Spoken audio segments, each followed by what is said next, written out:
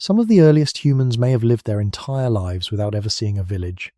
No streets, no permanent homes, no fences marking where one family ended and another began.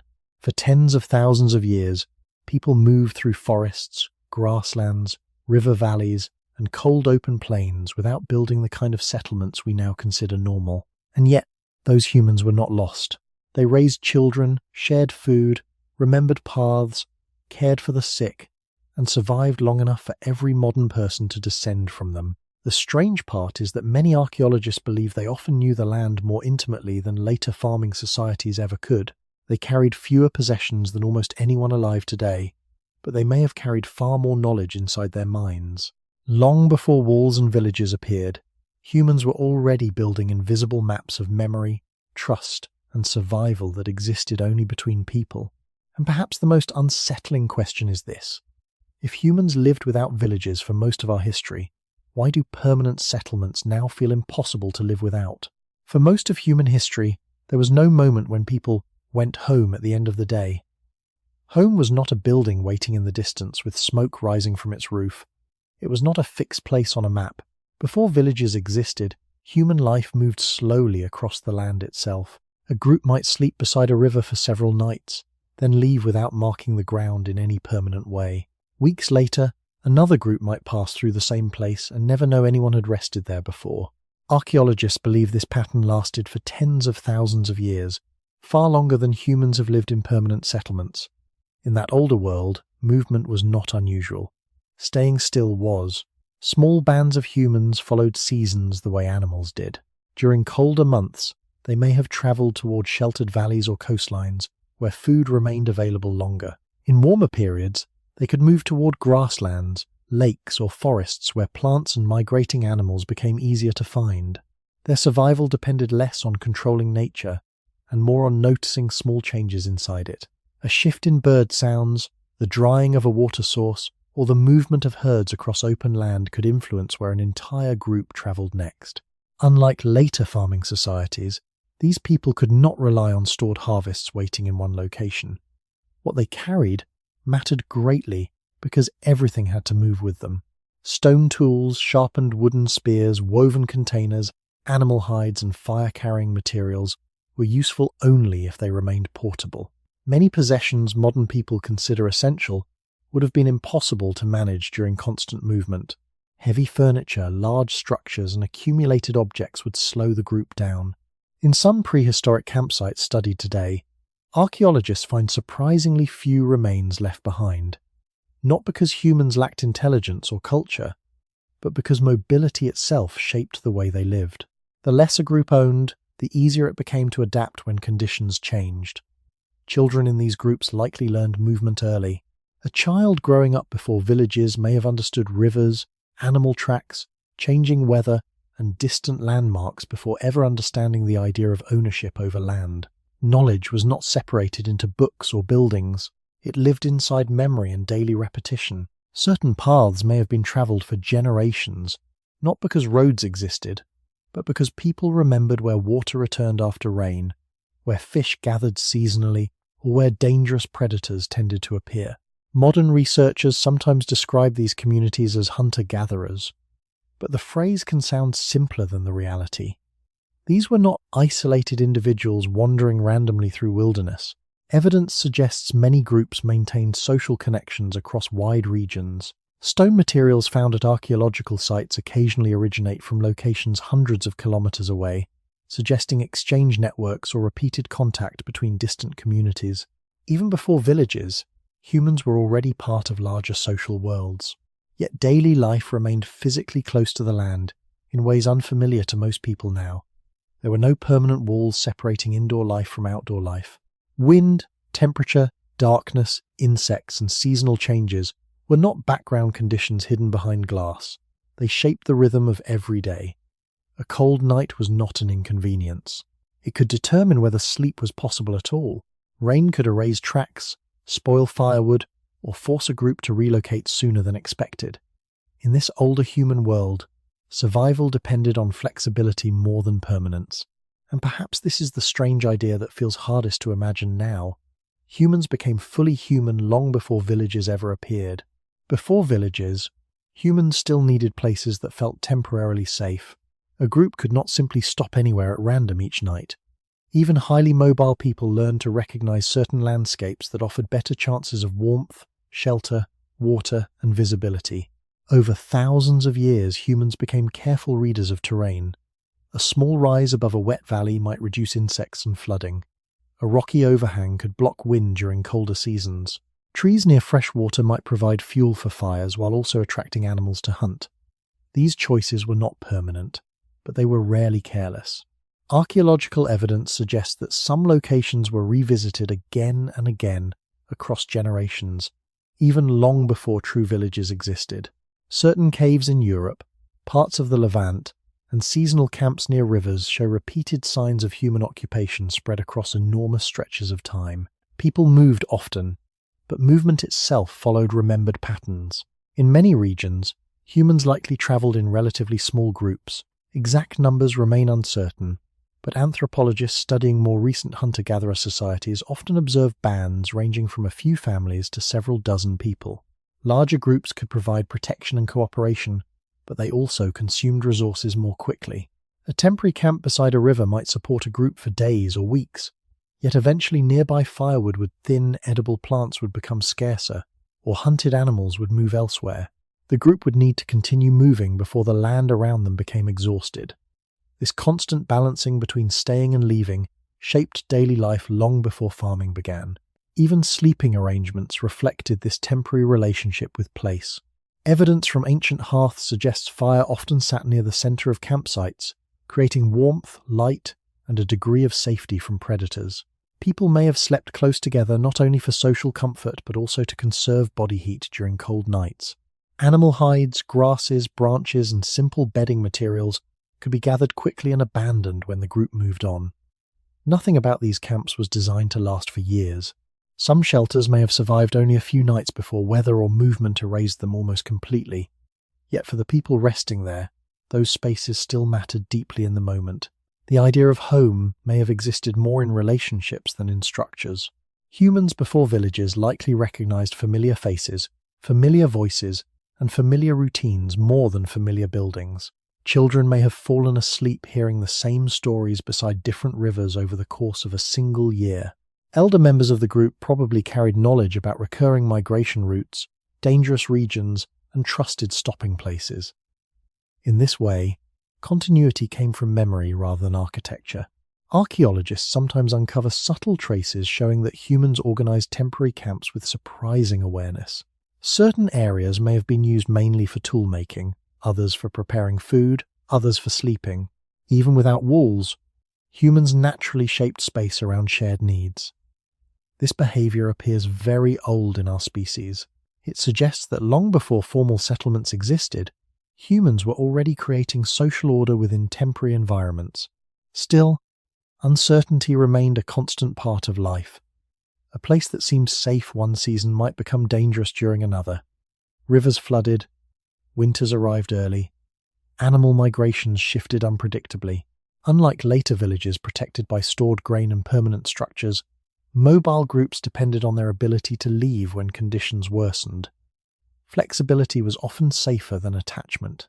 In many ways, early humans survived not because they conquered landscapes, but because they avoided becoming trapped by them. This is one reason permanent villages emerged surprisingly late in human history. For thousands upon thousands of years, movement itself was one of humanity's greatest survival tools. One of the hardest parts of prehistoric life for modern people to imagine is the absence of fixed boundaries. Today, nearly every part of human life is tied to location. People are born at an address, store possessions inside buildings, and spend much of their lives returning to the same few rooms. Maps divide land into countries, cities, neighborhoods, and private property. But before villages existed, humans experienced land very differently. The world was not separated into permanent human spaces with clear edges. Rivers, forests, coastlines, and plains were part of a moving landscape that people passed through rather than fully possessed. This does not mean early humans wandered without structure or ignored territory entirely. Anthropologists believe many groups likely understood certain regions as familiar ranges connected to seasonal movement and survival. Nearby groups may also have recognized one another's presence in overlapping areas. Yet this was very different from later agricultural societies that depended on fixed borders, fields, fences, and stored harvests. Before farming, survival often depended on mobility. Because of this, the idea of permanently locking one group into one small piece of land may have made little practical sense for much of human history.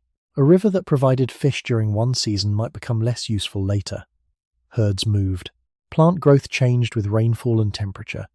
Humans adapted by moving alongside those changes, rather than forcing the environment to remain stable. This way of life shaped how people thought about time itself. In settled societies, years are often organized around buildings and long-term construction. Homes are repaired, expanded, inherited, and remembered across generations. Before villages, memory may have attached itself more strongly to events and movement than to structures. A place might be remembered because someone was born there, because a hunt succeeded nearby, or because a dangerous winter once forced a group to shelter in that valley longer than expected. The land carried stories, but not necessarily ownership in the modern sense. Even death may have been experienced differently. In later villages and towns, cemeteries often anchored generations to one location. Before permanent settlements became common, burials varied greatly across time and region. Some groups buried their dead carefully, sometimes with objects or pigments, showing emotional and symbolic behavior far older than villages themselves. But many people likely died far from any permanent memorial. The living continued moving. The landscape changed around them. In this older human world, continuity came less from monuments and more from shared memory carried by survivors. Modern humans sometimes assume villages were inevitable, because permanent settlements now seem normal. Yet archaeologists believe humans lived as mobile hunter-gatherers for the overwhelming majority of our species' existence. Homo sapiens emerged roughly 300,000 years ago, while the earliest known villages appeared only within a much more recent slice of that timeline. For countless generations, humans survived without streets, property lines, or permanent architecture. They built social bonds instead of infrastructure. They carried knowledge instead of libraries. They adapted to changing conditions instead of reshaping entire landscapes to remain predictable. This does not mean prehistoric life was peaceful or easy. Mobility brought uncertainty, injury, hunger, and exposure to weather. Infant mortality was likely high. Illness and accidents could become deadly without permanent shelter or stored food. Yet despite these hardships, humans remained remarkably successful as a species long before villages appeared. They spread across continents, survived dramatic climate shifts, crossed difficult terrain, and developed increasingly complex forms of communication and cooperation. In quiet ways, this creates a strange contradiction. Modern civilization often treats permanent settlement as the beginning of real human life. But biologically and socially, humans had already become deeply human while still living without villages at all. And somewhere beneath modern streets and buildings, the older instincts shaped by that moving world may still remain inside us. Before villages and farms, humans could not depend on fields waiting outside their homes. There were no barns filled with grain to survive the winter. No planted rows that guaranteed food would return in the same place each year. Every meal depended on attention. People had to notice what was changing in the landscape around them almost constantly. A group moving through prehistoric land needed to understand which plants became edible after rain, which fruits ripened briefly before disappearing, where animals traveled during colder months, and how rivers changed from season to season. Survival came less from controlling nature and more from reading it correctly. Modern researchers often use the term hunter-gatherer, but gathering may actually have supplied a large portion of daily food in many regions. Wild nuts, seeds, roots, berries, shellfish, insects, eggs, and edible plants could provide steady nutrition when available. Hunting large animals was important, especially in colder environments, but it was also unpredictable and physically dangerous. A failed hunt could cost enormous energy with little reward. Because of this, prehistoric humans likely relied on many smaller food sources at once rather than a single dramatic success. Archaeological evidence from plant remains, grinding stones, animal bones, and residue on ancient tools suggests humans adapted their diets carefully depending on local conditions. People living near coastlines may have gathered shellfish and fish regularly, while groups in grasslands followed migrating herds. Forest populations understood entirely different seasonal rhythms involving nuts, fruits, and smaller animals hidden beneath dense vegetation. This required detailed environmental knowledge passed between generations. A child growing up before villages may have learned hundreds of practical observations long before adulthood. Which mushrooms caused illness? Which animal tracks were fresh? Which trees held water after dry weather? Which birds indicated nearby movement? None of this knowledge existed in written form. Human memory itself became the storage system. Anthropologists studying surviving hunter-gatherer communities in recent centuries often describe remarkable ecological awareness that modern urban populations rarely need to develop. Some individuals could recognize tiny disturbances in soil, identify animals from partial tracks, or predict weather changes from subtle shifts in wind and cloud patterns. While prehistoric life should not be romanticized, it likely demanded constant sensory attention in ways unfamiliar today. Food gathering also shaped the pace of movement. Groups could not remain too long in one location after local resources became depleted. This was especially true before large-scale food storage became reliable. Certain foods spoiled quickly. Meat attracted predators. Seasonal plants disappeared. As a result, human movement across landscapes was often connected directly to cycles of renewal in nature. Some regions allowed longer stays because rivers, coastlines, or wetlands produced more dependable food supplies. Other environments forced groups to travel more frequently to survive. Cooperation mattered deeply in this system. Hunting large animals usually required coordination between multiple people. Gathering food safely often depended on shared knowledge. Injured or elderly members of a group may still have contributed through memory, experience, tool-making, or childcare, even when they could no longer travel or hunt as easily. Evidence from prehistoric skeletons suggests some injured individuals survived serious conditions for years, implying that others helped care for them. This cooperation may have been one of humanity's greatest survival advantages long before agriculture appeared. Yet uncertainty always remained close. There were no guarantees that food would be found each day. Drought, storms, failed hunts, animal migration changes, or harsh winters could place entire groups under pressure. In some periods of prehistory, climate shifts transformed enormous regions over relatively short spans of time. Humans survived partly because they remained flexible enough to change routes, diets, and strategies when conditions demanded it. Long before villages existed, human intelligence was already tied closely to adaptation. And perhaps this is why early humans spent so much of their lives observing the natural world so carefully. Nature was not scenery surrounding human life. It was the system that decided whether human life continued at all. Modern images of prehistoric life often focus on dramatic hunts. A group of humans running toward enormous animals with spears raised high has become one of the most familiar scenes associated with early humanity. But daily survival before villages was probably much quieter and more repetitive than these images suggest. Large hunts certainly happened, and in some regions they were extremely important. Yet they were also risky, exhausting, and uncertain. Most days may have involved slower forms of work that left fewer dramatic stories behind. Gathering edible plants, searching for small animals, preparing tools, repairing clothing, collecting firewood, carrying water, and processing food likely consumed much of ordinary human time. Archaeologists studying ancient campsites often find evidence of this quieter labor everywhere. Grinding stones worn smooth by repeated use suggest seeds and plant materials were processed carefully over long periods. Animal bones sometimes show signs not only of hunting, but also of detailed butchering where nearly every usable part was removed. Fat, marrow, skin, sinew, and bone could all become valuable resources.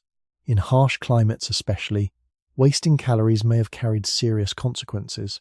Humans before agriculture often survived not because they found endless abundance, but because they learned to use limited resources thoroughly and patiently.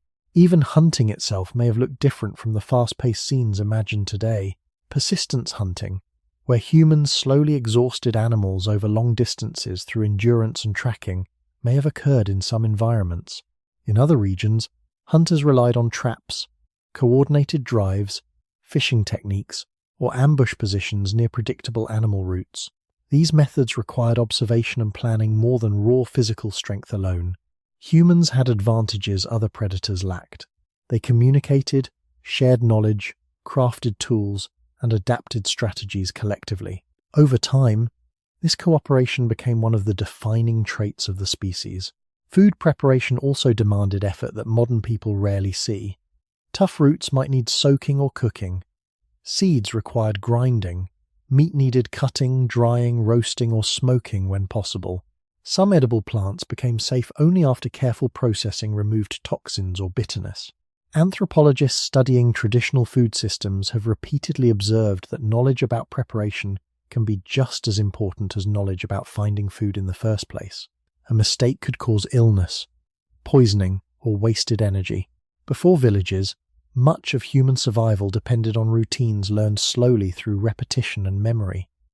Children likely grew into this system gradually, by watching others. There were no formal classrooms separating survival knowledge from daily life. Learning happened continuously beside rivers, fires, temporary shelters, and moving camps. A child might spend years recognizing edible plants before independently gathering them. Skills such as tracking animals, shaping tools, identifying weather patterns, or managing fire probably developed over long periods through observation rather than direct instruction alone. In this older world, daily life itself functioned as education. The need for food also shaped human relationships. Sharing appears to have been deeply important in many prehistoric communities. Large animals provided more meat than one individual could consume quickly before spoilage. Cooperation increased survival chances during periods of scarcity.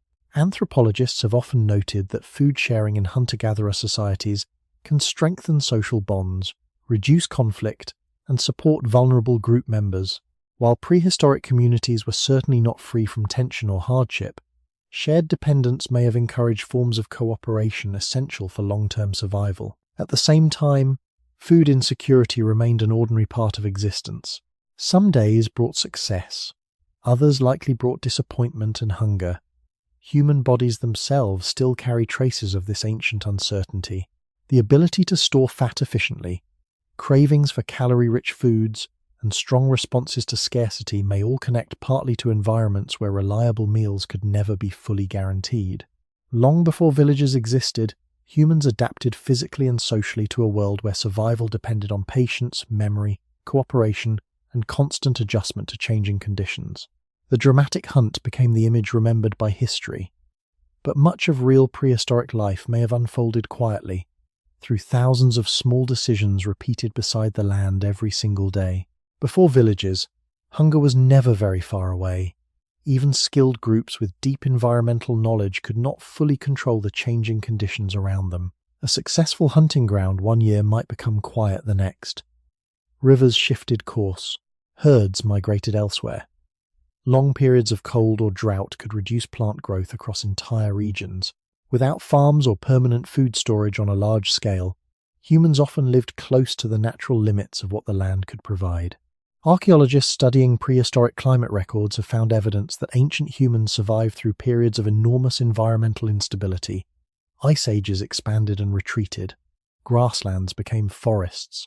Wet regions dried slowly over generations.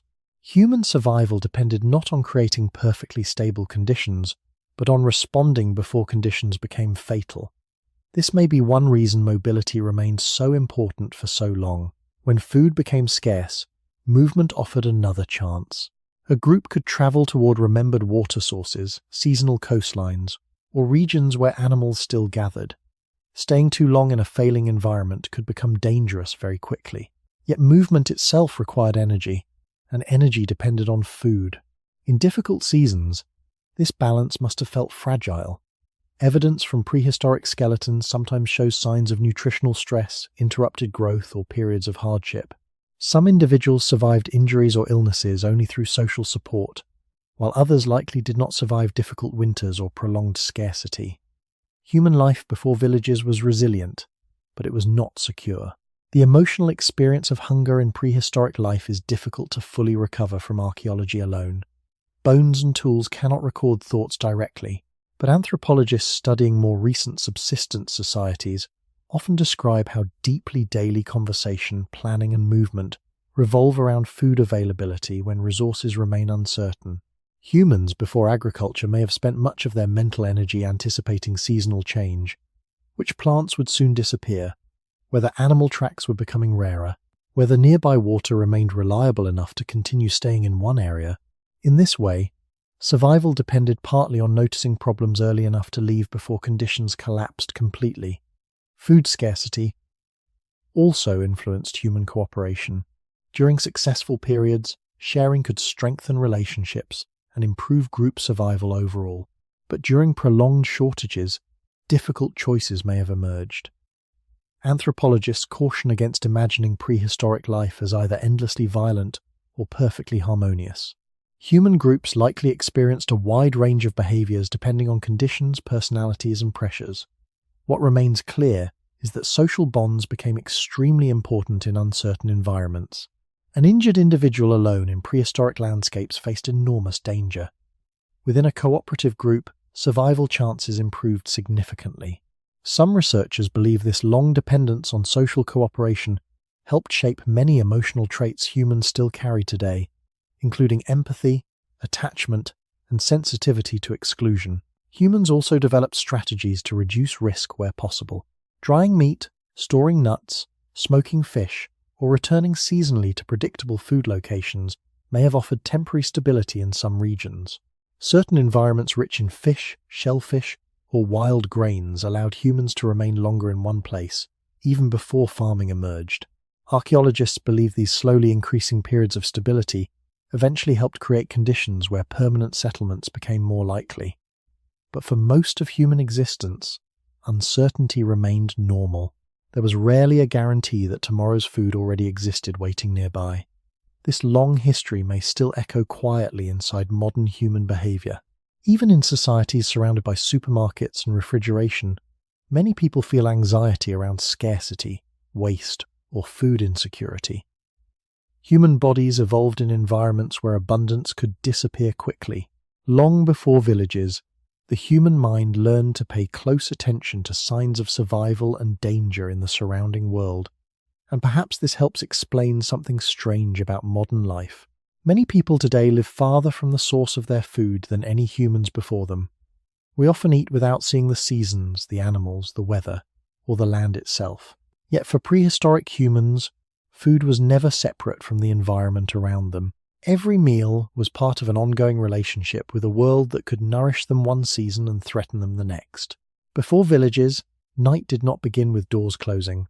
There were no walls thick enough to separate human beings completely from the sounds outside. No electric light pushing darkness away from entire rooms. When the sun disappeared in prehistoric life, the world changed in a much more immediate way than it does now. Temperature dropped, visibility narrowed, sounds carried farther through the dark. Humans resting beside open land, forests, rivers, or rocky shelters remained deeply exposed to the environment around them, even while trying to sleep.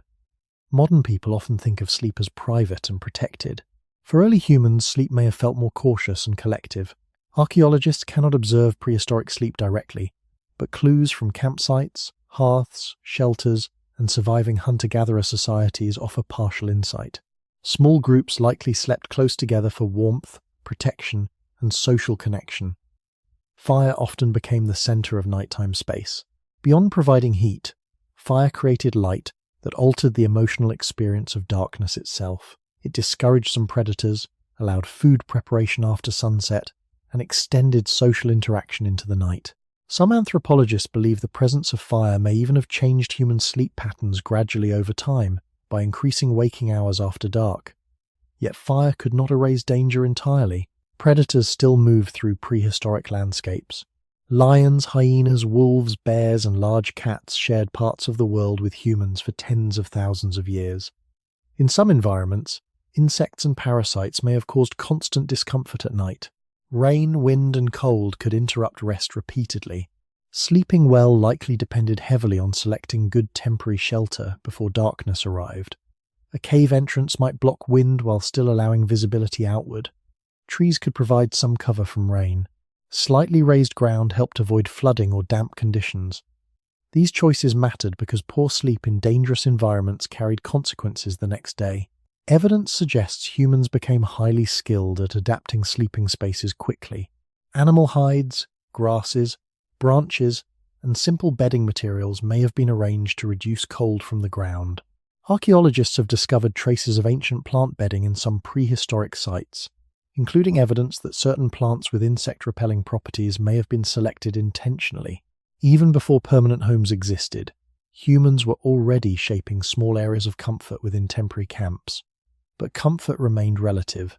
Darkness itself probably felt different before artificial light became normal. Today, many people rarely experience true darkness at all. Cities glow continuously. Screens remain active deep into the night. Prehistoric humans instead lived with natural cycles of moonlight, firelight, and shadow. During moonless nights away from open flames, visibility could become extremely limited. Sounds often carried more importance than sight. A sudden movement outside a sleeping group may have drawn immediate attention. Human hearing, social awareness, and sensitivity to unfamiliar noises may all have been sharpened by this long history of vulnerable nighttime rest. Sleep schedules may also have varied more naturally than modern industrial routines. Without clocks or fixed work hours, humans likely adjusted rest according to season, weather, temperature, and social activity. Some researchers studying traditional societies have observed flexible sleeping patterns that include waking during the night, resting in intervals, or shifting schedules across seasons. While prehistoric sleep remains difficult to reconstruct fully, it was almost certainly less isolated and less rigid than modern sleep in industrial societies. Most importantly, night before villages was never completely separate from survival. Humans could not fully withdraw from the environment around them. The dark remained active with sound, weather, movement, and uncertainty. Even while resting, people stayed connected to the landscape in ways modern life rarely requires anymore. And perhaps that ancient connection still lingers quietly inside the human mind. Even now, many people sleep more comfortably beside soft light, familiar voices, or the gentle awareness that others are nearby.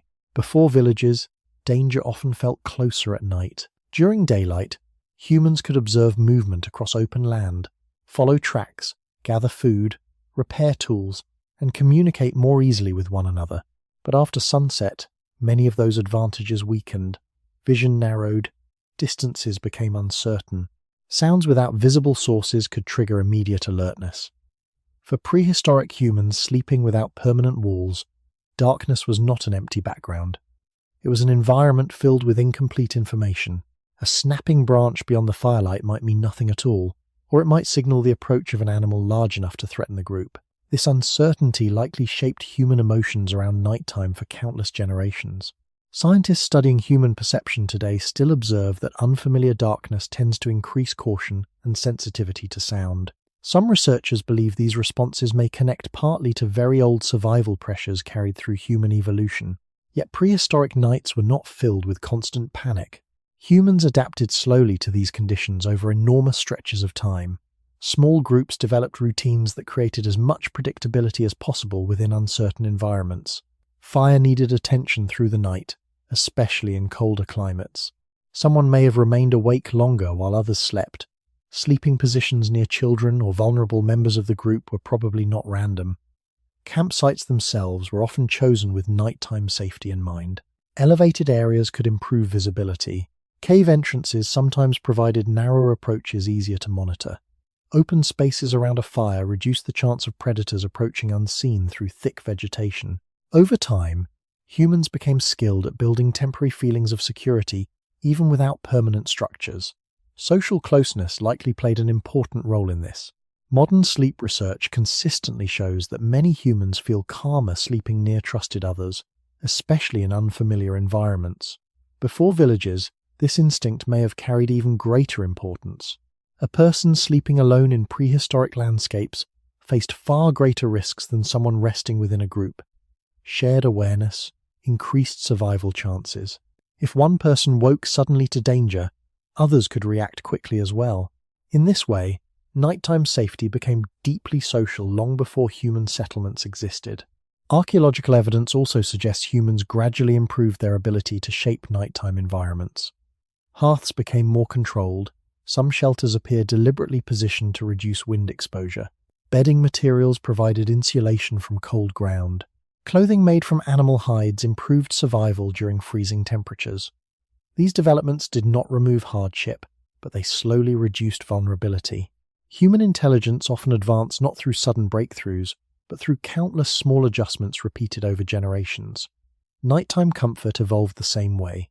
Still, sleep before villages was probably lighter and more interrupted than modern protected sleep.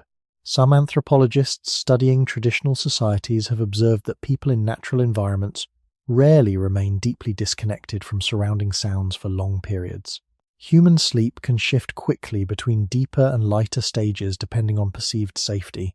In prehistoric conditions, complete unconsciousness for many uninterrupted hours may not always have been adaptive.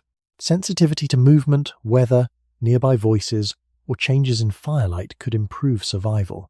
This may help explain why many modern humans still wake easily in unfamiliar places or during unusual nighttime sounds. Weather also shaped the emotional experience of night.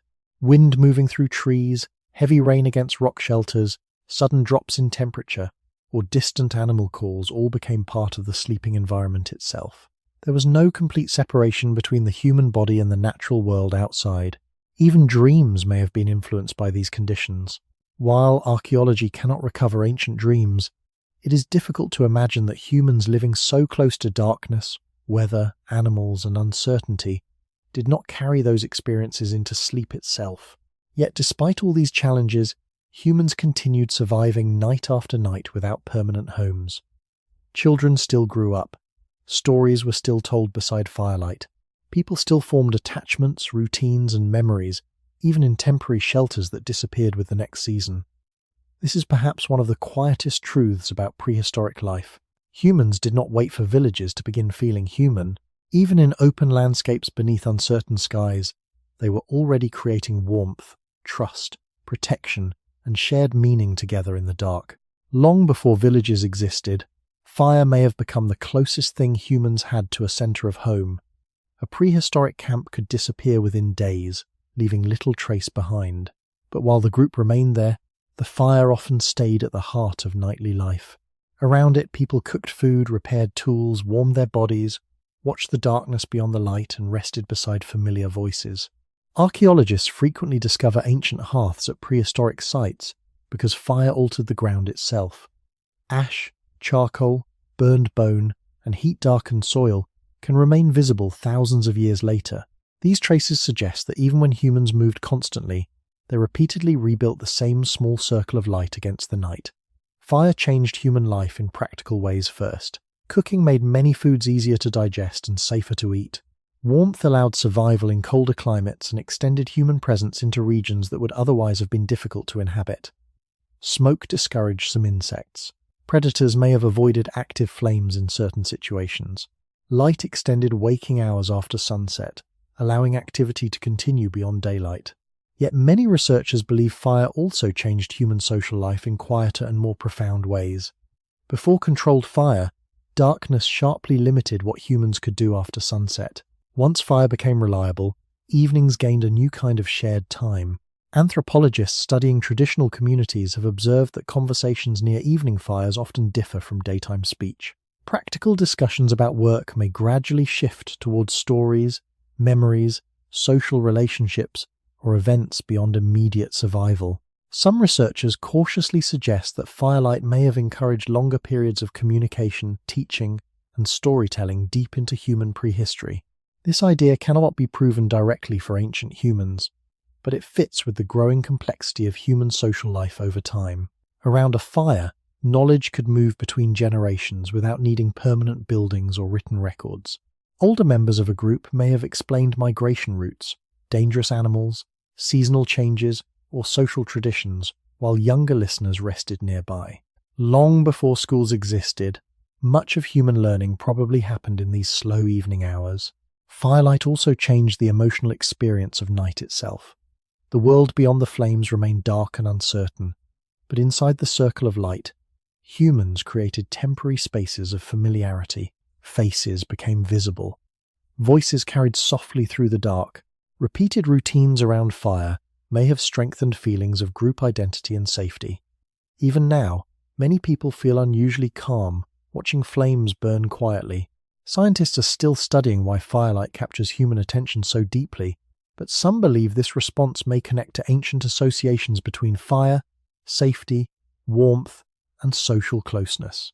Archaeological evidence suggests that controlled fire use stretches far back into human history, though exact timelines remain debated among researchers. Different human ancestors may have used fire in different ways across different regions. What appears clear is that over time, humans became increasingly dependent on it. In colder periods especially, survival without fire would have become extremely difficult in many environments. This dependence gradually shaped sleeping patterns, migration possibilities, diet, and social behavior long before permanent villages emerged. Fire may also have altered human memory itself in subtle ways. Shared stories repeated night after night helped preserve knowledge across generations before writing existed. Certain locations, animals, weather patterns, and social rules may have remained alive in collective memory through spoken repetition beside evening fires. In this sense, prehistoric humans were already building culture long before they built villages. The structure holding those cultures together was not architecture. It was shared attention, shared memory, shared presence in the light while darkness surrounded them. And perhaps this explains something modern people still feel today, even without fully understanding why. After thousands of years of cities, walls, electricity, and permanent homes, humans often continue gathering instinctively around small sources of warm light at night. Candles, fireplaces, campfires, glowing lamps beside a bed. Somewhere beneath modern life, the ancient memory of sitting safely near fire while the dark world waited beyond may still remain quietly familiar to the human mind. Before villages, childhood unfolded in motion. There were no permanent bedrooms waiting for children at the end of the day, no schools separating learning from ordinary life, and no stable streets where the same neighbours remained year after year. Human children grew up watching landscapes change constantly around them. Rivers appeared and disappeared behind the group, campsites were abandoned, familiar paths returned with the seasons. Yet despite this movement, children still learned language, trust, social behaviour, and survival skills with remarkable success. This suggests something important about early human life. Stability did not come mainly from buildings. It came from people remaining connected to one another over time. Anthropologists studying hunter-gatherer societies often observe that childcare extends beyond biological parents alone. While prehistoric communities varied greatly across different regions and periods, many researchers believe early humans likely relied heavily on cooperative caregiving. Grandparents, siblings, relatives, and unrelated adults may all have contributed to watching, carrying, feeding, protecting, and teaching children. Human infants develop slowly compared to many other animals. They require years of support before becoming independent. In mobile societies without permanent infrastructure, this long dependency would have made social cooperation especially important. A single adult trying to manage survival tasks completely alone while caring for young children would face enormous difficulty. Cooperation increased survival chances for both adults and children alike. Archaeological evidence cannot show family conversations directly, but prehistoric burials sometimes reveal emotional care toward children and vulnerable individuals. In some sites, infants were buried carefully with symbolic objects or pigments, suggesting attachment and social meaning surrounding even the youngest members of the group. Evidence of healed injuries in adults also suggests that communities sometimes supported individuals through long recoveries. These traces imply that emotional bonds and caregiving existed deeply within human life, long before villages appeared. Childhood itself may also have looked very different from modern childhood. In many mobile societies, children gradually participated in daily survival activities from an early age through observation and imitation. Learning often happened through presence rather than formal instruction. A child walking beside older group members might slowly recognize edible plants, animal tracks, changing weather, or safe paths through difficult terrain. Games, stories, and practical tasks likely blended together naturally. There was little separation between education and ordinary life, because survival knowledge needed to become part of memory itself. At the same time, Prehistoric childhood was probably dangerous in ways difficult for modern people to fully imagine. Illness, accidents, exposure to cold, and food shortages posed serious risks. Without permanent shelters or medical systems, survival during infancy and early childhood was uncertain. Many children likely did not survive into adulthood. Yet human communities continued investing enormous care into raising the next generation despite these hardships. This persistence became one of the defining strengths of the species. Family structures before villages were likely flexible rather than identical everywhere. Anthropologists caution against imagining one universal prehistoric family model. Different environments created different pressures. Some groups may have traveled in smaller family units for parts of the year, before gathering seasonally into larger social networks. Others may have maintained broader cooperative structures more consistently. Human social organization appears to have remained adaptable across different climates and landscapes. Still, one pattern seems deeply ancient. Humans survived best together. Children before villages also grew up surrounded by multiple generations more continuously than many modern people do today. Older adults may have contributed not through physical strength alone, but through memory, judgment, and knowledge accumulated across years of movement and survival. A person who remembered where water remained during severe droughts, or where dangerous animals tended to gather during certain seasons, possessed valuable information for the entire group. In this way, human families became more than biological units. They became systems for carrying memory across time before writing, maps, or permanent settlements existed.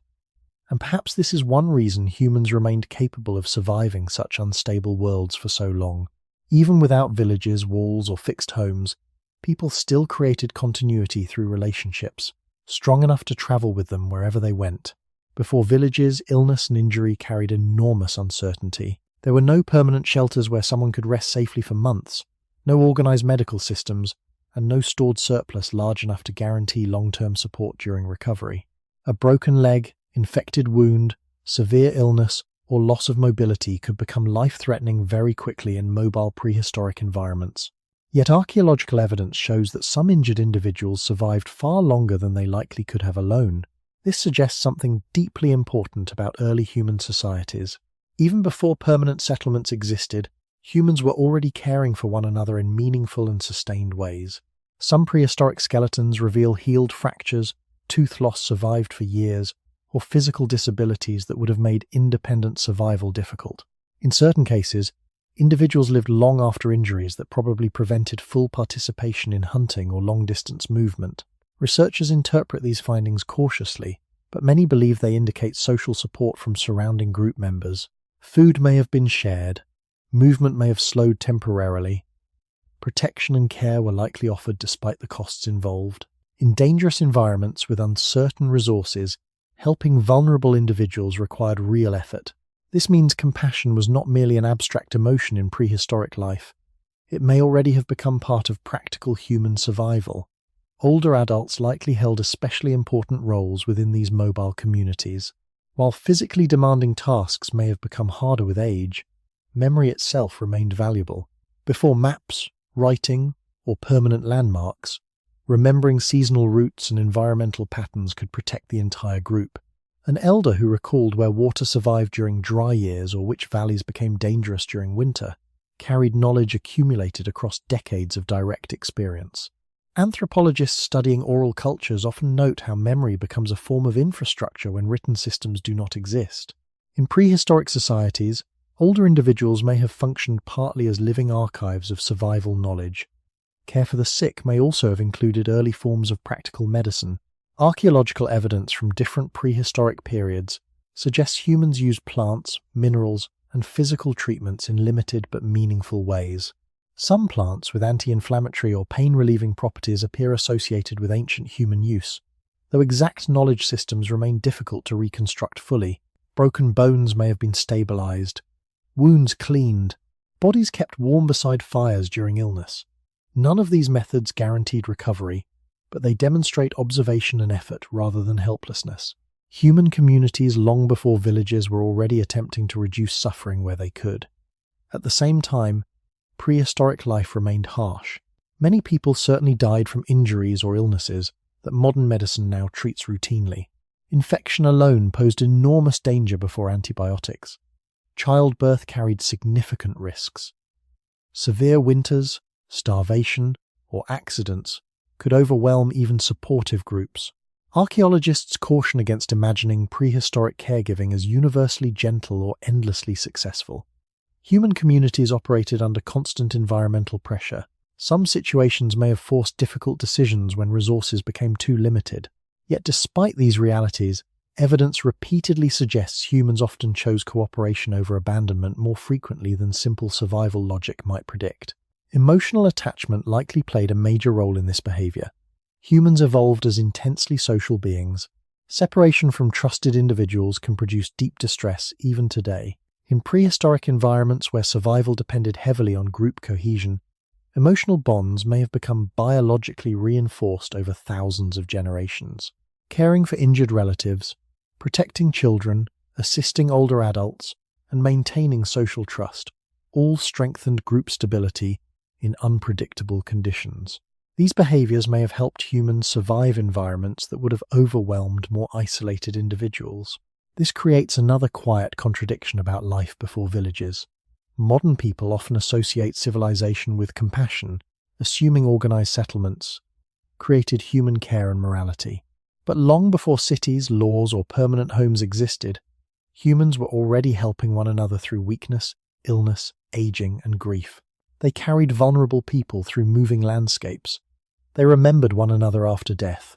They shared warmth beside temporary fires. In the middle of uncertain worlds, care itself became one of humanity's oldest survival tools. Before villages, humans had no police, no written laws, and no permanent institutions controlling daily behavior. There were no courts to settle disputes, and no walls separating one household permanently from another. Yet, human groups still remained together across long periods of movement, uncertainty, and environmental pressure. This suggests that social trust itself became one of the earliest forms of human stability. Long before villages existed, survival depended not only on finding food or shelter, but also on maintaining relationships strong enough to endure hardship together. In small mobile groups, reputation may have mattered constantly. People lived close to one another with little privacy and few material possessions. Cooperation during hunting, gathering, childcare, fire maintenance, and protection from danger required repeated coordination every day. A person known to share food, contribute effort, or respond reliably during difficulty would strengthen the entire group. Someone consistently creating conflict or refusing cooperation could place others at risk in environments where survival margins remained thin. Anthropologists studying small-scale societies often observe that social harmony is maintained not mainly through formal punishment, but through conversation, reputation, shared expectations, and emotional bonds developed over time. Prehistoric humans likely relied on similar pressures long before formal political systems emerged. Language itself may have played an enormous role in holding groups together. Humans are unusual among animals in the complexity of social information they exchange. Stories, memories, warnings, agreements, and emotional reassurance can all travel through speech. Before writing existed, spoken language carried nearly everything important across generations. Researchers sometimes suggest that language evolved partly because increasingly cooperative social life required more detailed communication. In prehistoric groups, conversation around food, movement, danger, weather, and relationships may have functioned as a form of social glue that helped maintain group cohesion during constant movement. Shared rituals or symbolic behavior may also have strengthened trust. Archaeological evidence shows that long before villages, humans created cave art, used pigments, buried their dead carefully in some regions, and carried objects that may have held symbolic meaning. Researchers debate exactly what these behaviors meant, but many believe they reflect increasingly complex social and emotional worlds. Shared symbols can help groups recognize belonging, memory, and identity, even without permanent settlements. In uncertain environments, these invisible social structures may have become as important as physical tools. Trust mattered, especially during moments of vulnerability. When crossing dangerous terrain, sharing food during scarcity, or sleeping beside others at night, humans depended heavily on the assumption that nearby people would not become threats themselves. In modern societies, many forms of safety come from institutions and infrastructure, Before villages, much of safety came directly from interpersonal reliability. Emotional bonds were not separate from survival. They were part of survival itself. At the same time, prehistoric social life was almost certainly not peaceful all the time. Human beings have always experienced jealousy, disagreement, competition, grief, and conflict. Archaeological evidence from some prehistoric sites shows signs of violence or injury caused by other humans. Anthropologists caution against imagining early societies as either brutal chaos or perfect harmony. Human behavior has likely always existed somewhere between cooperation and conflict, depending on circumstance. Yet despite tensions, humans repeatedly succeeded because they remained capable of working together at scales unusual among mammals. This cooperation allowed them to adapt to climates, landscapes, and hardships across nearly every continent. One reason trust became so important before villages is that humans could not survive alone for very long in many prehistoric environments. A solitary individual without group protection faced enormous risks from injury, illness, predators, or simple exhaustion. Social belonging increased survival chances dramatically. Over many generations, this may have shaped human psychology itself. Modern people still experience strong emotional responses to rejection, loneliness, betrayal, and exclusion. These feelings may partly reflect ancient survival systems formed when group membership directly affected whether a person lived or died. Long before villages created physical communities, humans had already built emotional communities carried inside relationships. And perhaps this is why even now, after thousands of years of cities and technology, people still search constantly for trust, belonging, and familiar human connection. Somewhere deep in the human mind, survival may still feel impossible without them. Before villages, humans moved through landscapes without roads, signs, or written maps. There were no marked borders telling people where water could be found or which valleys became dangerous during winter. Yet prehistoric humans repeatedly crossed enormous distances with surprising accuracy. Over thousands of years, they spread across forests, coastlines, deserts, frozen plains, and mountain regions on nearly every continent except Antarctica. This movement required more than physical endurance alone.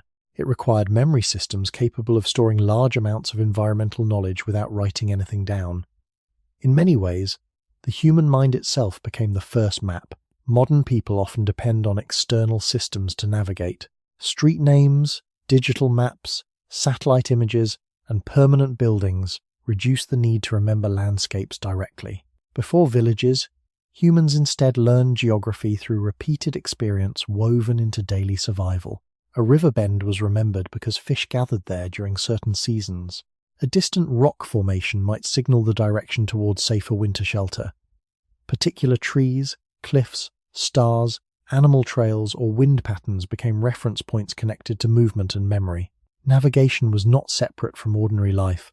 It was part of staying alive. Anthropologists studying indigenous and traditional societies have documented remarkably detailed forms of environmental memory. In some cultures, oral traditions preserve travel routes, water locations, seasonal changes, and territorial knowledge across generations without written records. Songs, stories, rituals, and repeated journeys help organize this information mentally. Researchers believe prehistoric humans may have relied on similarly rich systems of remembered geography long before agriculture or villages appeared. Knowledge moved through conversation and repetition rather than through permanent documents.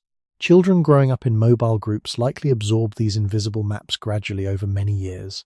A young child may first recognize familiar nearby features around temporary campsites. Later, larger migration routes, dangerous areas, and seasonal patterns became part of memory as well. Learning the land was not simply educational, it directly affected survival. Forgetting where water remained during dry months or failing to recognize signs of approaching weather could endanger the entire group. Because of this, prehistoric humans may have developed unusually strong spatial awareness compared to many modern populations. Archaeological evidence also suggests humans maintained connections across surprisingly large regions before villages existed. Stone materials found far from their geological origin imply movement, trade, or long-distance social contact. Shells from coastal areas sometimes appear deep inland. Similar tool-making styles spread across wide territories over time. These patterns indicate that prehistoric humans were not isolated in tiny disconnected groups. Instead, they often existed within broader networks linked through movement and shared knowledge of the landscape. Seasonal rhythms may have organized much of this navigation. Certain locations became important at predictable times of year, when plants ripened, fish returned, or migrating animals passed through. Humans likely remembered not only places themselves, but also the timing associated with them. In this way, memory connected geography with time. The landscape was understood as something changing continuously rather than remaining fixed. This flexible understanding allowed humans to adapt to environmental shifts long before permanent settlements existed. The night sky may also have played a role in navigation for some prehistoric groups. Many traditional societies used stars, moon cycles, and seasonal sky patterns to orient movement and predict environmental change. While direct evidence from deep prehistory remains limited, humans have observed the sky for tens of thousands of years. Some researchers believe repeated attention to celestial patterns may have helped organize seasonal movement even before formal astronomy existed. What makes all of this remarkable is that prehistoric humans achieved it without storing information outside the human mind itself. Before villages, there were no archives protecting knowledge from being lost. Memory lived inside people. When an elder died, entire landscapes of remembered experience could disappear with them, unless knowledge had already been passed forward carefully. This may explain why storytelling, repetition, and close social teaching became so important in human life.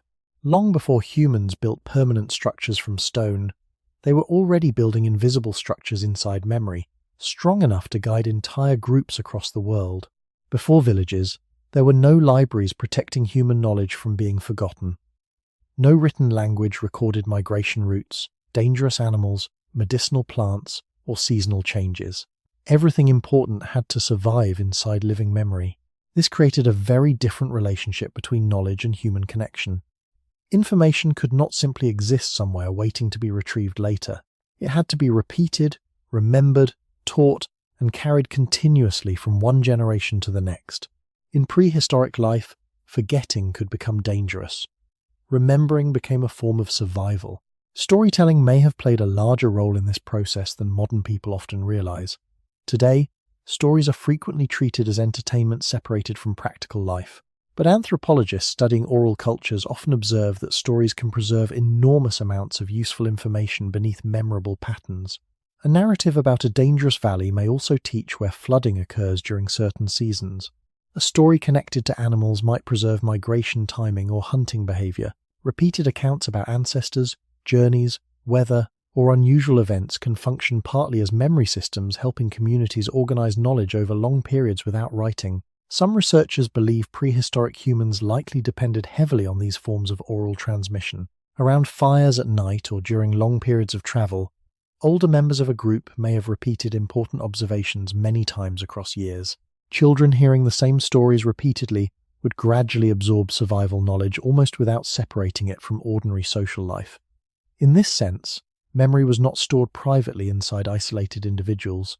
It was distributed across the group through constant communication. A person did not need to know everything alone because knowledge existed collectively within relationships. This system required attention and repetition. Once knowledge stopped being shared, it could disappear permanently. Oral cultures often develop techniques that strengthen memory naturally. Rhythm, repetition, vivid imagery, emotional association, and structured storytelling all help humans remember complex information more reliably. Even today, people often recall stories more easily than disconnected facts. Before writing existed, this tendency may have become especially important. Information tied to memorable narratives had a greater chance of surviving across generations. Human language itself may have evolved partly alongside these growing demands for social memory and cooperation. Archaeological evidence suggests symbolic communication expanded gradually over deep time. Cave paintings, carved objects, pigments, ornaments, and ritual behavior all indicate increasingly complex mental and social worlds before villages emerged. While researchers debate the exact meanings of these discoveries, many believe they reflect humans becoming more capable of preserving shared meaning across generations. Culture itself began forming long before permanent settlements appeared, and culture depends heavily on memory surviving beyond a single lifetime. Knowledge transfer also shaped authority within prehistoric groups. In societies without written records, people who remembered routes, weather patterns, healing practices, or social relationships possessed valuable influence. Older adults may have become respected not because of wealth or property, but because they carried accumulated experience inside memory. A forgotten migration path or lost survival technique could place future generations at risk. In this way, human communities depended deeply on careful teaching, long before formal education systems existed. Yet oral memory also remained fragile. Droughts, disease, conflict, or sudden environmental change could disrupt entire networks of knowledge transmission. If enough experienced individuals died without passing information forward, important understanding of landscapes or survival practices might vanish rapidly. This vulnerability may partly explain why humans invested so much time in repetition, ritual, and storytelling across cultures. Repeating knowledge was not merely tradition, it protected continuity in unstable worlds. Modern people often think of civilization as beginning with writing, but long before villages, humans had already built sophisticated systems for preserving memory socially rather than materially. They carried maps in stories. They stored warnings inside songs. They remembered landscapes through repeated journeys and shared speech. Entire generations survived because others before them had taken the time to speak carefully beside fires in the dark. And perhaps something ancient still remains in the human attraction to stories even now. Beneath modern entertainment, the human mind may still respond to narrative because for most of history, stories were never only stories. They were instructions for staying alive. For most of prehistoric history, human knowledge remained small enough to travel inside living memory. A group moving across familiar seasonal routes did not need written records to survive. Children learned directly from older generations through repetition, observation, and shared experience. But over very long stretches of time, human life slowly became more complex. Groups expanded their social connections, movement covered wider territories, tool-making techniques grew more specialized. People adapted to increasingly different climates and environments across the world. The amount of information humans needed to remember continued growing quietly generation after generation. Long before villages officially appeared, humans may already have been approaching the limits of what memory alone could reliably preserve. Archaeologists have found evidence that some prehistoric groups returned repeatedly to the same resource-rich locations over enormous spans of time. Coastal regions with reliable shellfish, river valleys with seasonal fish migrations, and areas containing abundant wild grains sometimes supported longer stays than harsher environments allowed.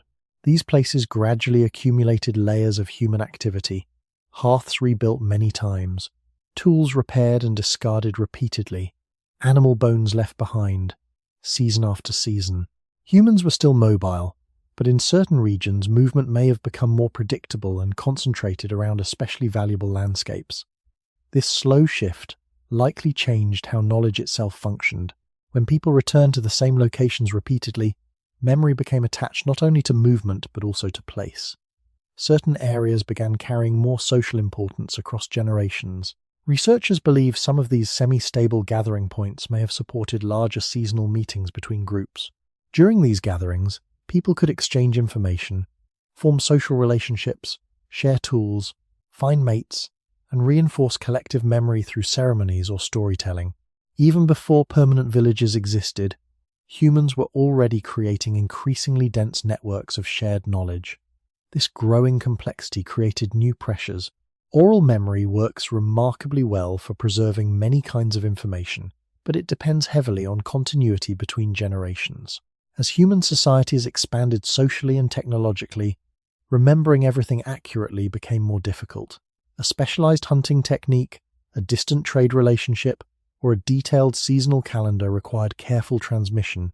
Small changes in memory repeated over generations could gradually alter important knowledge. Some researchers believe symbolic markings, repeated visual patterns, and early forms of counting may have emerged partly to support memory beyond spoken language alone. Certain prehistoric carvings, notches, and symbolic objects remain difficult to interpret fully today, but they may reflect humans experimenting with ways to stabilize information outside the mind itself. Climate change after the last ice age, also slowly altered human possibilities. In some regions, warming temperatures created more stable ecosystems with predictable food supplies. Wild grains, fish populations, and seasonal plant growth became reliable enough that groups could remain longer near certain locations. This did not instantly create villages. The process unfolded gradually across many generations and differed widely between regions. But slowly, humans who once survived mainly through movement began spending longer periods returning to the same places. The landscape itself started becoming more socially organized through repeated occupation. With longer stays came new forms of memory tied to location. People could leave objects behind and expect to find them later. Structures became slightly more durable. Storage became more useful. Seasonal planning extended further into the future. These changes may seem small at first, but they altered human relationships with time and space profoundly. A mobile world organized around immediate adaptation slowly began shifting toward a world where humans invested labor into specific places expected to remain important later. Yet this transition was not sudden or inevitable. For thousands of years, many humans continued living successfully without permanent villages. Mobility still offered advantages in uncertain environments. What changed gradually was the growing ability of some landscapes to support longer-term stability.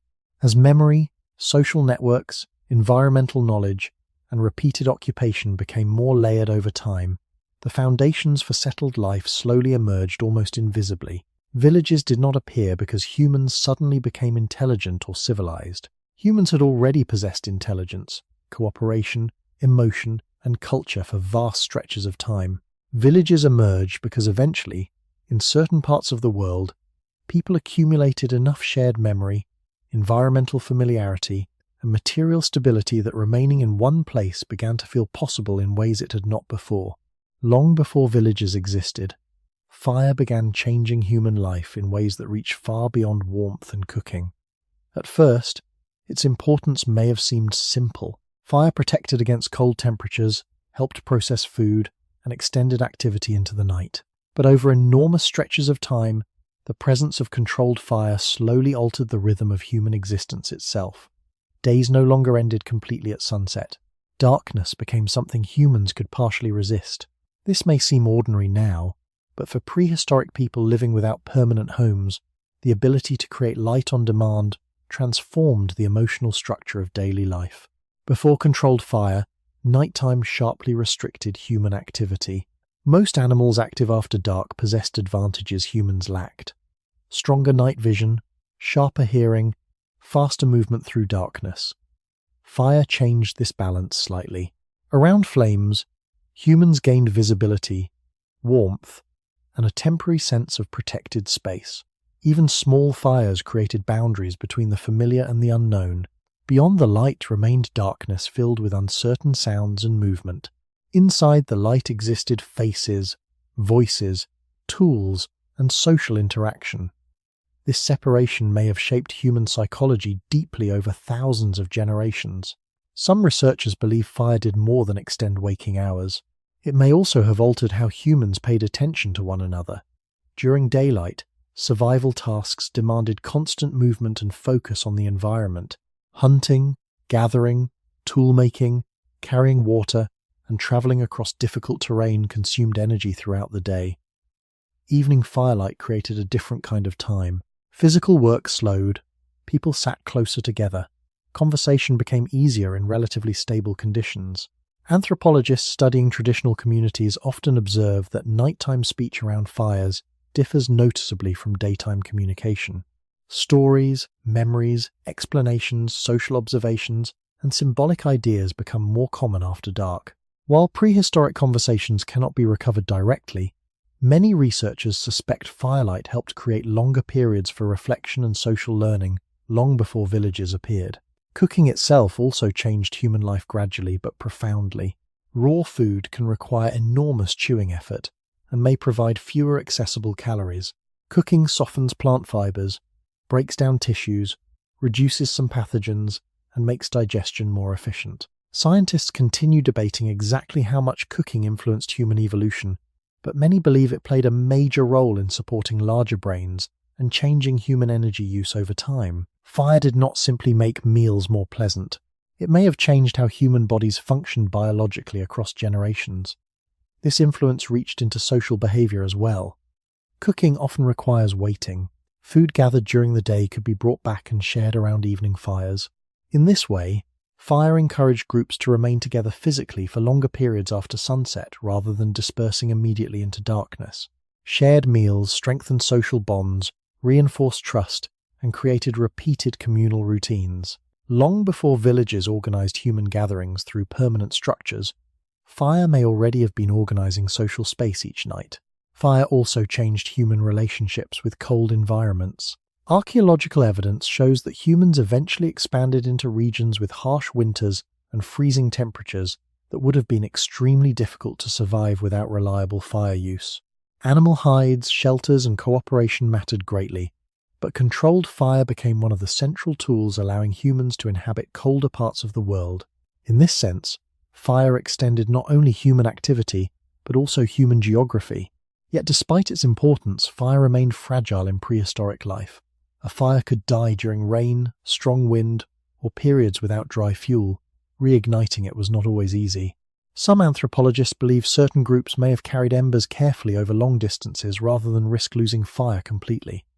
Maintaining flames required attention, planning, and cooperation. In many ways, fire was less like a possession and more like a living process. Humans continuously protected together. This may help explain why fire appears so consistently in archaeological sites across vast stretches of time. Long before humans built permanent villages, they were already building evenings around small circles of controlled light. Around those fires, people shared warmth, food, memory, instruction, and silence beneath dark open skies. And slowly, without fully realizing it, humans may have begun changing not only the world around them, but also the structure of human thought itself. The influence of fire on human life may have reached deeper than early humans could ever understand. Over many thousands of generations, controlled fire did not simply change the environment around people, it may also have slowly changed human bodies themselves. Scientists continue debating the exact timeline and scale of these changes, but many researchers believe cooking and fire use affected human evolution in important ways. These transformations happened so gradually that no individual human would have noticed them directly. Yet across immense stretches of time, small changes accumulated generation after generation. One of the most widely discussed ideas involves energy. Human brains require enormous amounts of fuel compared to those of many other animals. Maintaining large brains while also supporting active bodies creates high nutritional demands. Raw foods can provide energy, but they often require longer chewing and digestion. Cooking breaks down tissues and plant fibers before food even enters the body, making calories easier to absorb. Some scientists propose that this increased energy efficiency helped support the development of larger human brains over evolutionary time. While the full picture remains complex and debated, fire may have contributed indirectly to the growth of the very organ humans later used to create villages, agriculture, and civilization itself. Cooking also appears connected to physical changes in the human body. Compared to some earlier human ancestors and great apes, modern humans possess smaller teeth, reduced jaw muscles, and digestive systems adapted partly to softer and more energy-rich foods. Researchers caution that many factors influence these changes, including tool use and dietary variation across environments. Still, controlled fire likely became part of a larger transformation in how humans obtained and processed energy from the natural world. In this sense, fire was not only an external technology, it became intertwined with human biology. The effects extended into social behavior as well. Because cooked food often requires preparation and waiting, fire encouraged delayed consumption rather than immediate eating at the site of gathering or hunting. Food could be brought back to a shared location and consumed collectively. This may have strengthened patterns of cooperation and food sharing already important in prehistoric life. Evening meals around fires created repeated moments where groups paused together after long periods of movement and labor. These pauses may have allowed more time for teaching, planning, social bonding, and collective memory formation. Fire also changed how humans experienced cold and seasonal survival. Without reliable fire, human expansion into colder climates would have been far more limited. Controlled warmth reduced pressure on the body during freezing nights and harsh winters. It allowed longer occupation of regions where exposure alone could otherwise become deadly. Over generations, this expanded the environments humans could inhabit successfully. Prehistoric humans eventually spread into landscapes ranging from tropical coastlines to icy northern territories. Fire became one of the central tools supporting that adaptability. Yet fire also introduced new forms of dependence. Once humans adjusted to cooked food, warmth, and extended nighttime activity, losing access to fire carried greater consequences. Some anthropologists suggest this may have increased the importance of cooperation because maintaining fire required continuous group attention. Fuel needed gathering. Flames needed protection from weather. Embers sometimes had to be carried carefully during movement between camps.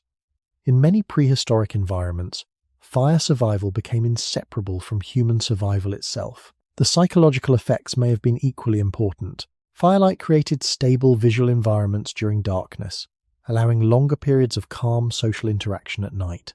Some researchers believe this extended evening time may have contributed gradually to more complex communication and reflection. Humans sitting beside fire after sunset were not only resting physically, they were spending increasing amounts of time inside shared social space protected temporarily from the surrounding dark. Over generations, these repeated experiences may have strengthened emotional bonds, storytelling traditions, and collective identity. None of these changes happened quickly. Human evolution rarely moves through sudden dramatic transformations. Instead, small advantages accumulate slowly across deep time. A slightly more efficient source of calories, a slightly safer winter shelter, a slightly stronger social bond around shared meals. Over thousands of generations, these subtle shifts can reshape entire species. Long before villages existed, humans were already changing themselves through the tools they created. And perhaps this is one of the strangest truths about prehistoric life. The fire humans once struggled simply to keep alive may also have been quietly reshaping the minds and bodies of the people sitting beside it. Before villages, humans possessed very little direct control over the natural world. Storms arrived without warning. Winters could become deadly. Rivers flooded, animals migrated away, and darkness returned every evening regardless of human wishes. Most prehistoric survival depended on adapting to conditions rather than changing them. Yet fire introduced something different. For perhaps the first time in human history, people gained the ability to transform parts of their environment intentionally and repeatedly. The change was limited at first, but its meaning was enormous. Fire allowed humans not only to respond to nature, but also to reshape small parts of it according to human needs. This control remained fragile. A fire could still die in heavy rain or spread dangerously in dry conditions. But unlike weather, animal migration, or seasonal cold, fire could be carried, maintained, and recreated through human effort. Over long periods of time, this altered the relationship between humans and the landscapes around them. In some regions, researchers believe prehistoric groups may have used controlled burning to influence animal movement, encourage new plant growth, or clear sections of land. Evidence for these practices varies across time and place, and archaeologists continue debating how widespread such environmental management became before agriculture. Still, many scientists agree that humans eventually learned fire could shape ecosystems gradually rather than simply provide immediate warmth. Small controlled burns may have reduced dense undergrowth, attracted grazing animals to fresh vegetation, or made travel easier through certain landscapes. These were early forms of environmental influence long before permanent villages appeared. Fire also changed the psychological experience of vulnerability. Before controlled flames, humans depended almost entirely on whatever shelter nature already provided. Caves, trees, rock formations, and favorable weather determined much of human comfort. Fire created a portable form of protection humans could build themselves. Even temporary camps began feeling less exposed when warmth and light existed at the center of them. This subtle shift may have increased human confidence moving into unfamiliar regions or harsher climates. A group carrying fire was not fully protected from nature, but it was slightly less dependent on immediate environmental conditions than before. The ability to preserve fire also encouraged planning further into the future. Fuel needed collecting before nightfall. Dry wood had to be recognized and stored. Embers required protection during movement. These tasks demanded anticipation rather than simple reaction. Some anthropologists believe technologies like fire gradually strengthened human habits of long-term thinking because survival increasingly depended on preparing conditions in advance. In this way, fire changed not only external environments but also patterns of human behavior and attention. At the same time, fire revealed the limits of human control very clearly. Wildfires could destroy landscapes unpredictably. Strong winds could scatter sparks dangerously. Droughts made environments highly combustible. Humans learned quickly that fire was useful only when managed carefully. Unlike modern technologies hidden behind walls and machines, prehistoric fire remained visibly alive and unstable. People sat close enough to feel its heat directly, watch its movement, and understand how quickly it could become dangerous. This close relationship may have shaped human respect toward natural forces for thousands of years. Archaeologists sometimes describe fire as one of humanity's earliest technologies, but the word technology can sound too mechanical for what fire represented in prehistoric life. Fire was not merely a tool picked up and used occasionally. It became woven into sleeping patterns, social organization, migration, food preparation, memory, protection, and environmental adaptation. Around small controlled flames, humans slowly learned that they could modify parts of the world around them, instead of simply enduring whatever conditions appeared. Yet even as human influence increased, prehistoric people still remained deeply tied to the rhythms of nature. Fire did not separate humans from the natural world completely. It only widened the distance slightly.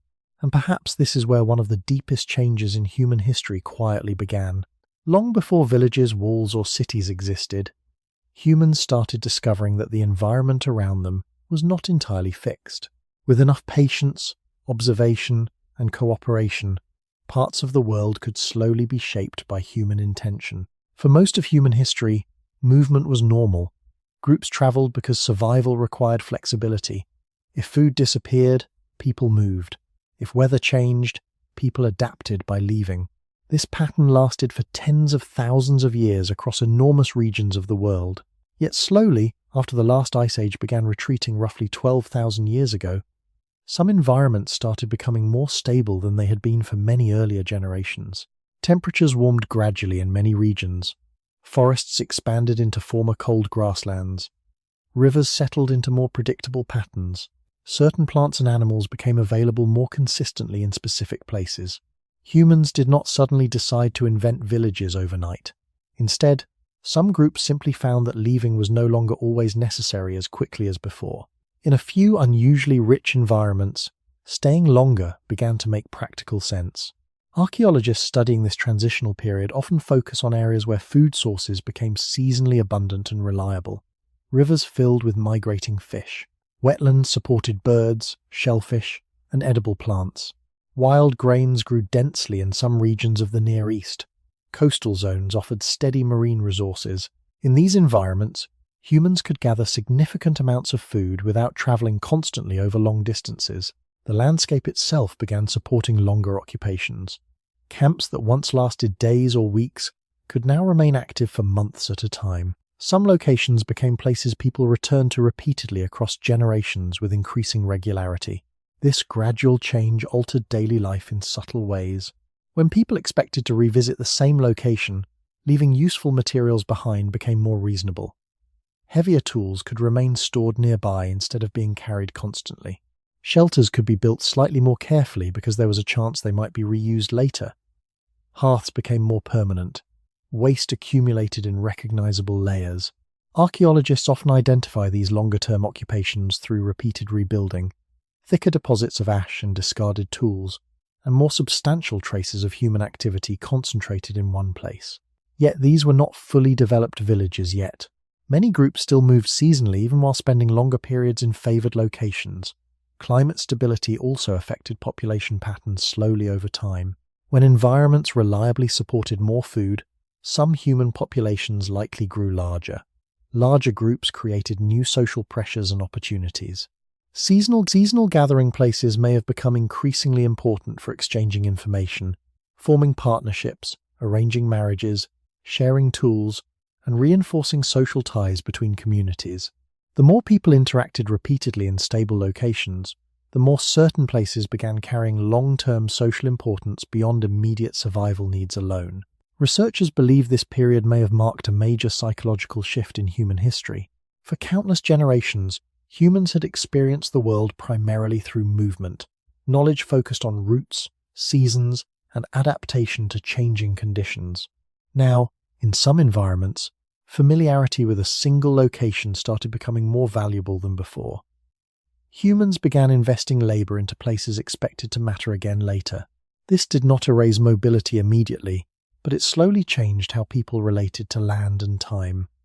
The future became connected increasingly to particular locations rather than only to seasonal movement itself. At the same time, staying longer in one place introduced new challenges. Waste accumulated more easily. Nearby resources could become depleted if too many people remained too long. Social tensions may have increased when larger groups stayed close together for extended periods. Permanent settlements still carried risks. Humans had little experience managing. For this reason, many prehistoric communities likely continued balancing movement and stability carefully, rather than abandoning mobility completely. Archaeologists emphasize that the transition toward villages happened unevenly across the world. Some groups remained mobile hunter-gatherers for thousands of years after others began experimenting with more settled life. There was never a single moment when humanity collectively stopped moving. Instead, different communities adapted differently depending on climate, geography, available food, and social conditions. Still, something fundamental had begun changing. In certain parts of the world, humans were slowly discovering that survival no longer always depended on leaving, and that possibility would eventually reshape nearly every aspect of human life. When humans began returning to the same places repeatedly, something subtle started changing inside daily life. For countless generations before this, survival depended heavily on flexibility. Campsites were temporary. Possessions needed to remain portable. Much of human attention focused on movement, adaptation, and immediate environmental conditions. But once certain landscapes became reliable enough to support longer stays, people slowly began investing more effort into specific locations. This shift was gradual, almost invisible across individual lifetimes, yet over many generations it transformed how humans related to time itself. A temporary camp used only once requires little planning beyond immediate needs. A place expected to be revisited next season encourages different behavior. People may begin leaving useful materials behind intentionally. A shelter repaired today might still exist months later. A familiar fishing area becomes connected not only to present survival, but also to future expectation. In this way, humans started thinking further ahead in relation to fixed locations. The future no longer existed only along migration routes. Increasingly, it became attached to particular places remembered and anticipated over time. Archaeologists studying long-term prehistoric campsites often find evidence of repeated rebuilding. Hearths appear in similar positions generation after generation. Waste accumulates in thicker layers. Tools become more specialized for local conditions. These patterns suggest humans were no longer interacting with landscapes only as temporary visitors. Certain locations gradually became socially meaningful spaces where memory, labor, and expectation accumulated together. A child born near a repeatedly used campsite might later return there as an adult with knowledge passed down from older generations. This continuity between place and memory represented a major shift from more purely mobile lifeways. Longer stays also changed human relationships with objects. In highly mobile societies, carrying too many possessions creates problems. Weight slows movement and increases effort. But in semi-stable settlements, storing materials becomes useful. Heavier grinding stones, food processing tools, baskets, containers, and construction materials become more practical when movement decreases. Archaeologists often see this reflected in the increasing complexity of material remains at sites occupied for longer periods. Humans were slowly beginning to shape environments not just for immediate use, but for future return. Social behavior likely changed as well. Larger groups remaining near one another for extended periods created both opportunities and tensions unfamiliar to more mobile communities. Stable gathering places may have strengthened social networks, trade relationships, ceremonies, and cooperative activities. At the same time, living near others longer than before could increase conflict over resources, personal relationships, or space itself. Humans had evolved socially in small, flexible groups for most of their history. Adapting psychologically to denser and more stable communities required new forms of negotiation and cooperation. Some researchers believe this period also altered emotional attachment to land. In highly mobile lifeways, familiarity exists primarily through movement patterns and remembered routes, but repeated return to the same location can create stronger feelings of belonging tied to specific places. A river valley used by generations begins holding memory differently than a temporary stopping point used once and abandoned forever. Burials, repeated structures, and long-term food gathering gradually connect identity more closely to location. This process may represent one of the earliest foundations of later concepts like homeland, territory, and inherited place. Yet humans did not immediately abandon movement altogether. Many groups likely continued balancing mobility with seasonal stability for long periods. A settlement might remain occupied during one season and partially empty during another. People still followed changing resources and environmental conditions where necessary. The transition toward permanent villages unfolded unevenly and slowly across different parts of the world. What changed first was not architecture alone, but expectation. Humans began living in ways that assumed certain places would matter again later. This assumption quietly transformed behavior across generations. Planning, memory, labor, relationships, and identity all started becoming anchored more firmly to location than before. And perhaps this was the beginning of one of the deepest changes in human history. For most of existence, humans survived by remaining ready to leave. Now, in some places, people were slowly learning how to stay. The first villages did not appear all at once. There was no single moment when humans stopped moving forever and suddenly became settled people. The transition unfolded slowly across many generations, and the earliest village-like communities still remain deeply connected to older mobile ways of life. Many people likely continued hunting, gathering, fishing, and traveling seasonally, even while spending increasing amounts of time in one location.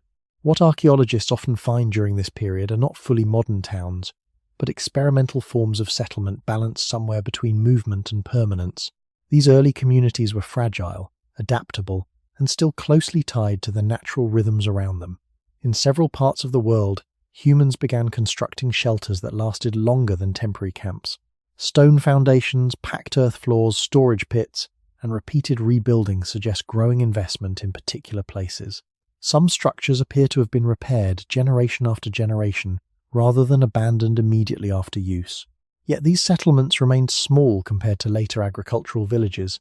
People still depended heavily on nearby wild resources. If local food supplies weakened, movement remained necessary. Stability was increasing, but it was not yet guaranteed. One important change involved storage. In highly mobile societies, carrying large amounts of food or equipment creates problems. But once people expected to remain near one location for longer periods, storing resources became increasingly useful. Archaeologists have found evidence of pits, containers, and sheltered spaces likely used for preserving food such as dried fish, nuts, seeds, or gathered grains. Storage altered human relationships with time in powerful ways. Food was no longer consumed only in the immediate present. It could now be protected for future use during colder seasons or periods of scarcity.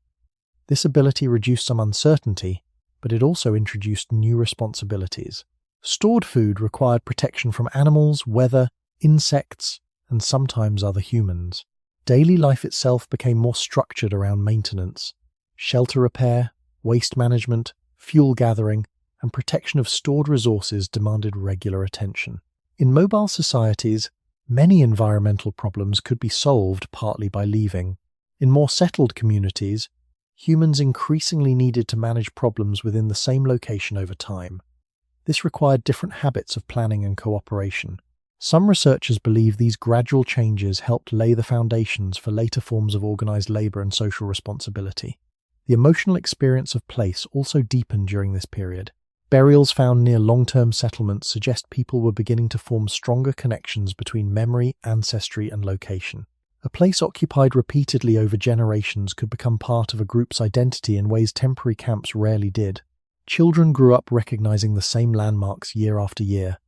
Stories became attached to specific hills, rivers, and structures.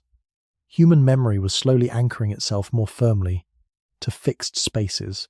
Yet early village life was not necessarily easier or more peaceful than mobile life. Archaeologists have found evidence that some settled communities experienced nutritional stress, disease spread, and environmental pressure. Living close together for longer periods increased exposure to waste, parasites, and infections.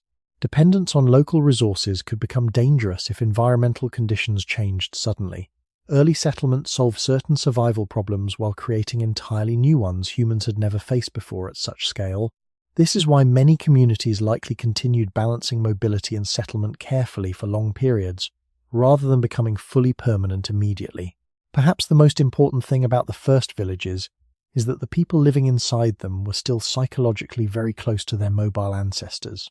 They still carried memories of movement, seasonal adaptation, and flexible survival strategies developed over tens of thousands of years. The earliest villages were not the beginning of humanity becoming human. Humans already possessed language, social bonds, care, memory, cooperation, and emotional depth long before permanent settlements appeared. Villages simply changed the conditions under which those ancient human qualities operated. And slowly, as generations passed, the habit of staying in one place began shaping human life more deeply than anyone living through those first experiments could possibly have imagined. When humans began staying longer in one place, they gained forms of security their ancestors rarely possessed. A familiar shelter could be repaired instead of rebuilt from nothing. Stored food reduced the immediate fear of daily hunger during certain seasons. Children no longer needed to travel constantly across difficult terrain. Knowledge about nearby water, plants, weather, and animals accumulated deeply around one location. Life became more predictable in some ways. Yet, this growing stability carried costs that prehistoric humans may not have fully understood at first. The same changes that created safety also slowly reduced forms of freedom that had shaped human existence for tens of thousands of years. Mobile life had always been difficult, but movement itself offered flexibility. If resources failed, people could leave. If a team emerged inside a group, separation remained possible. Humans adapted continuously to changing conditions by adjusting their location. Settlement altered this balance. Once shelters, storage pits, tools, and social structures became tied to specific places, leaving carried greater consequences. A person abandoning a settlement was no longer walking away only from temporary shelter. They were leaving behind accumulated labor, stored resources, familiar territory, and increasingly complex social relationships connected to that place. This gradual attachment changed how humans experience both security and dependence. Archaeologists studying early settled communities often find evidence of increasing labor demands. Permanent or semi-permanent structures required maintenance. Stored food needed protection from insects, moisture, animals, and theft. Nearby resources could become depleted when many people remained concentrated in one area too long. Wood for fuel had to be gathered repeatedly from surrounding land.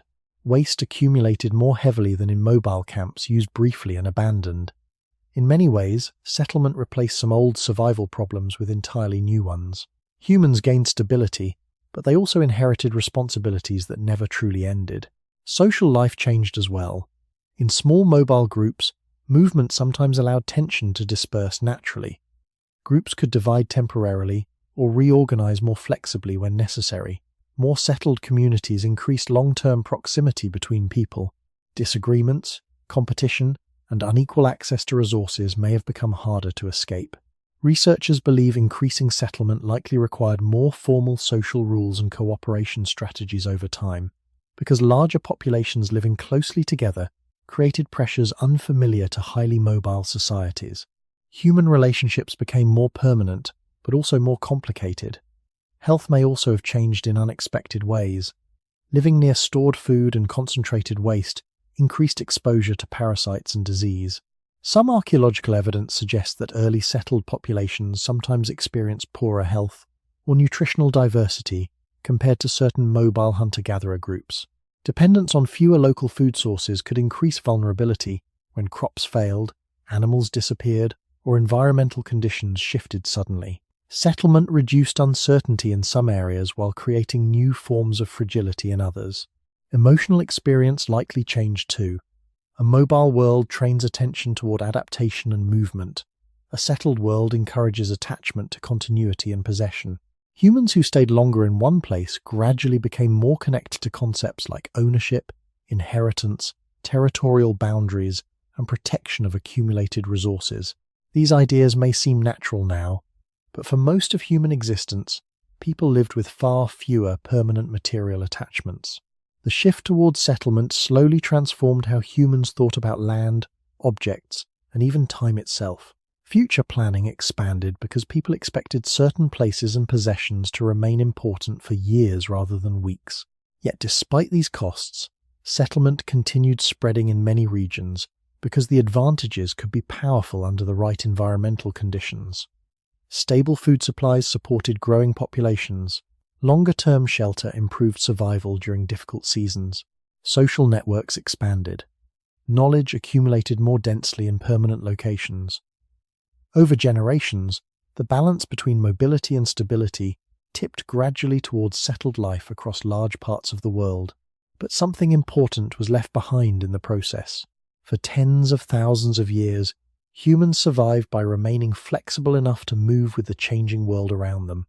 Settlement asked humans to do something very different. Instead of following the world as it changed, people increasingly began shaping their lives around staying where they were. Before villages, the idea of owning land in a permanent sense may have been far less important than it later became. Human groups moved through territories following seasons, water, animals, and plant cycles. Certain regions were certainly familiar, valued, and socially connected to particular communities, but movement itself remained central to survival. A river valley useful during one season might be left behind during another. Campsites were temporary. Possessions stayed relatively limited because everything needed to be carried.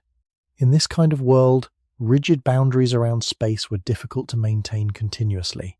But as settlement increased, human relationships with land slowly began changing in profound ways. When people remained near one place for longer periods, labor became tied directly to location. Shelters were repaired repeatedly. Storage pits were dug into the ground. Nearby trees were cut for fuel and construction. Paths formed through repeated movement between water, sleeping areas, and food processing spaces. Over time, humans were no longer simply passing through landscapes. They were reshaping them gradually through continuous presence.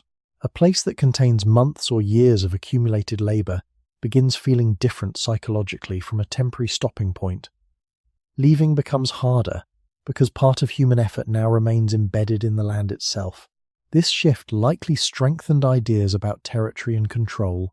If a group depended heavily on stored food, nearby water access, or carefully maintained shelters, protecting those resources became increasingly important. Archaeologists studying some early settled communities find evidence of defensive positioning, boundary markers, or signs of conflict, though the scale and frequency varied greatly between regions. Settlement concentrated people and resources together in ways that movement previously dispersed.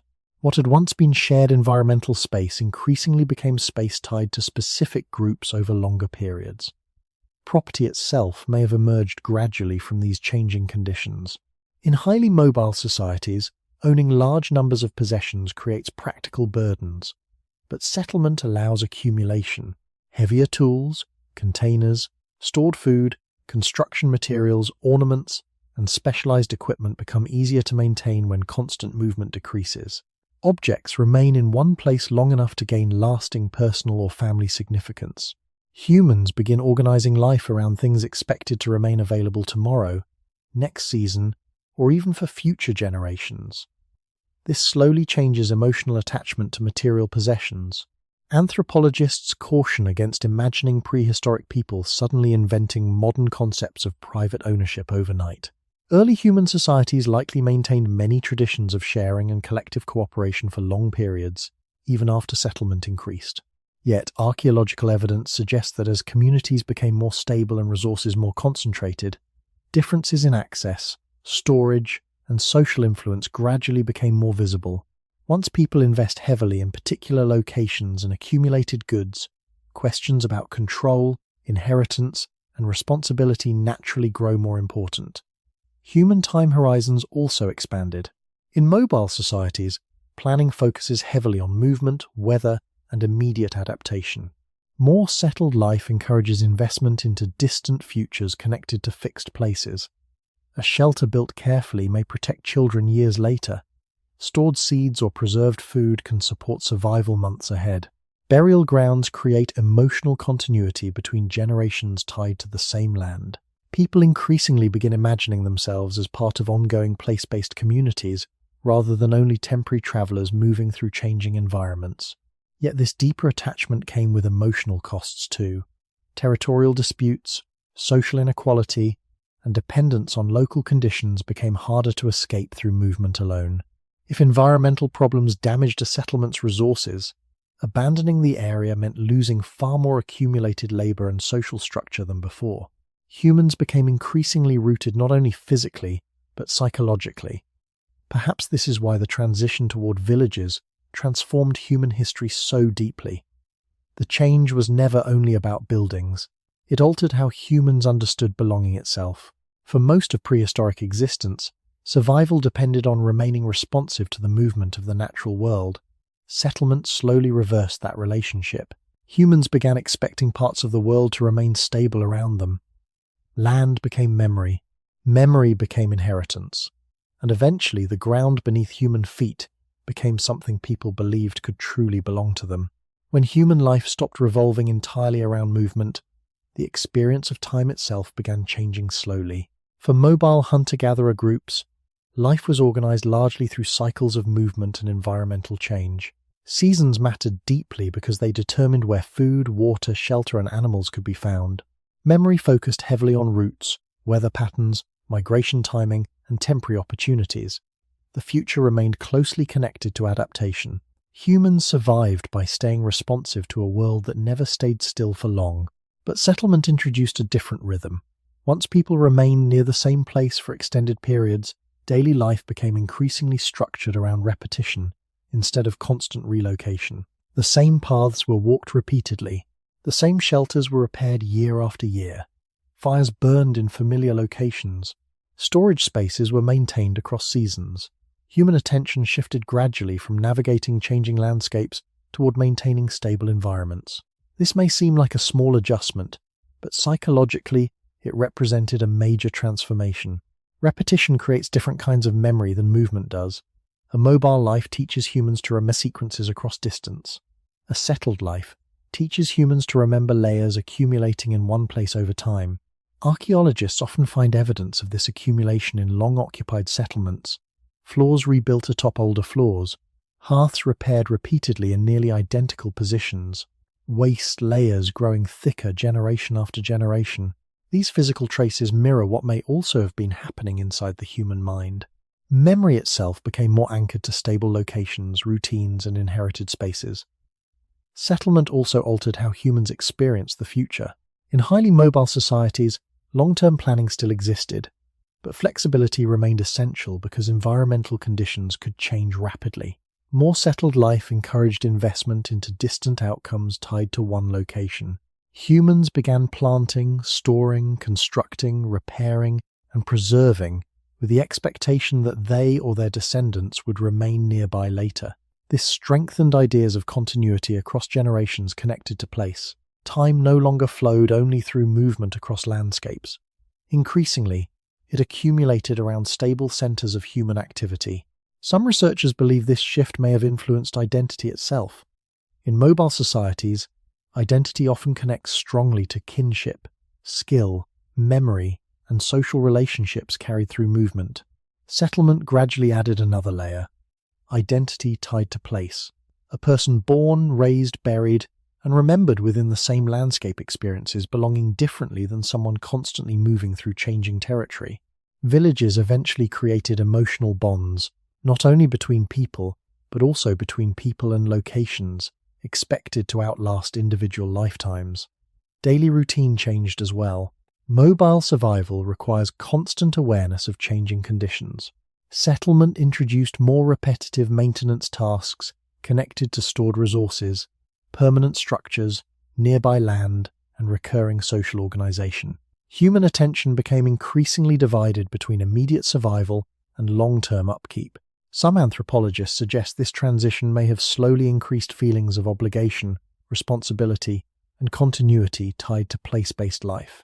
The environment was no longer simply something humans adapted to temporarily. It became something requiring continuous management. Yet this new rhythm may also have narrowed certain forms of human experience. Mobile life exposed people constantly to changing landscapes, weather patterns, and ecological diversity. Settlement concentrated attention more narrowly around familiar environments repeated daily. Humans gained security, but perhaps lost some intimacy with the wider movement of the natural world. Many people today spend most of their lives within relatively small physical ranges compared to prehistoric ancestors who traveled enormous distances across varied environments. The settled mind gradually became more local, more structured, and more future-oriented. None of these changes happened suddenly. For long periods, many communities likely balanced older mobile instincts with emerging settled habits. But over generations, permanence slowly reshaped human expectations. Children grew up assuming familiar structures would still exist tomorrow. Memory deepened around fixed places. Time became layered rather than constantly unfolding through movement alone. And perhaps traces of this ancient transition still remain inside modern life. Many people today feel tension between stability and freedom, between the comfort of staying and the desire to leave. Somewhere beneath cities, schedules, and permanent homes, the human mind may still remember that for most of existence, life was once organized not around remaining in one place, but around moving carefully through a changing world.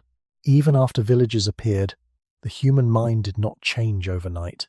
Permanent settlement may seem ancient from a modern perspective, yet for most of human existence, people lived in mobile worlds shaped by movement, uncertainty, and close attention to changing environments. Agriculture and villages occupy only a relatively recent fraction of the human story. This means many emotional patterns carried by modern humans were likely formed long before cities, roads, and permanent homes became normal. In some ways, parts of the human mind may still remain adapted to conditions that no longer fully exist. Researchers studying human psychology often observe how strongly people respond to natural environments even today. Many individuals feel calmer near water, open landscapes, trees, firelight, or rhythmic natural sounds. Some experience discomfort when isolated completely from changing weather, daylight cycles, or outdoor movement for long periods. These reactions are shaped by many factors, including culture and personal experience, but some scientists believe they may also reflect very old evolutionary relationships between humans and the environments where survival once depended on constant awareness of nature. The human body itself still carries rhythms tied to older worlds. Sleep patterns respond strongly to light and darkness despite modern electricity. Attention shifts naturally toward movement, unfamiliar sounds, and sudden environmental changes. Many people find prolonged confinement mentally difficult even when physically safe. Humans evolved while moving across varied landscapes, scanning environments continuously for resources, danger, and social connection. Permanent indoor life is extremely recent compared to the vast timescale of human evolution.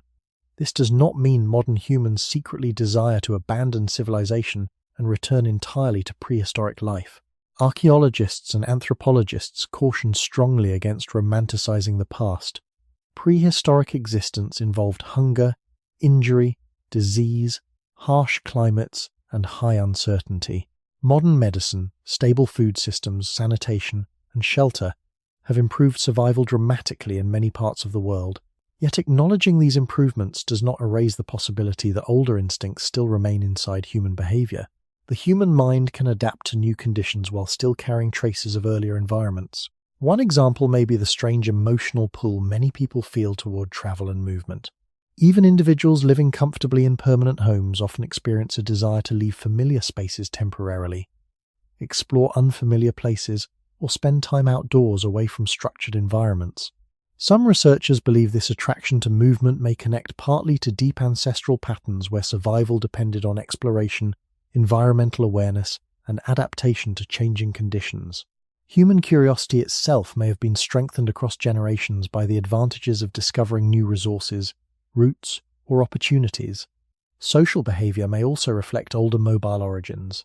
Humans often form strong emotional bonds within relatively small trusted groups, even inside massive modern societies.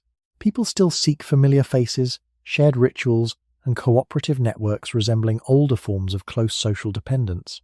Loneliness can produce powerful psychological distress despite modern physical safety, because for much of human history, social isolation carried direct survival risks. The emotional systems governing belonging, trust, and exclusion were shaped long before permanent settlements existed. Modern anxiety may also connect partly to ancient uncertainty. Prehistoric humans lived in environments where food shortages, environmental change, and physical danger could emerge quickly. Human attention evolved to monitor potential threats carefully. In modern settings, these same systems sometimes respond to social stress, information overload, financial insecurity, or constant stimulation in ways difficult to fully separate from older survival mechanisms. The world changed faster than the human nervous system evolved. Perhaps this explains why many modern people occasionally feel caught between two different worlds. One world values stability, schedules, permanent structures, and long-term organization.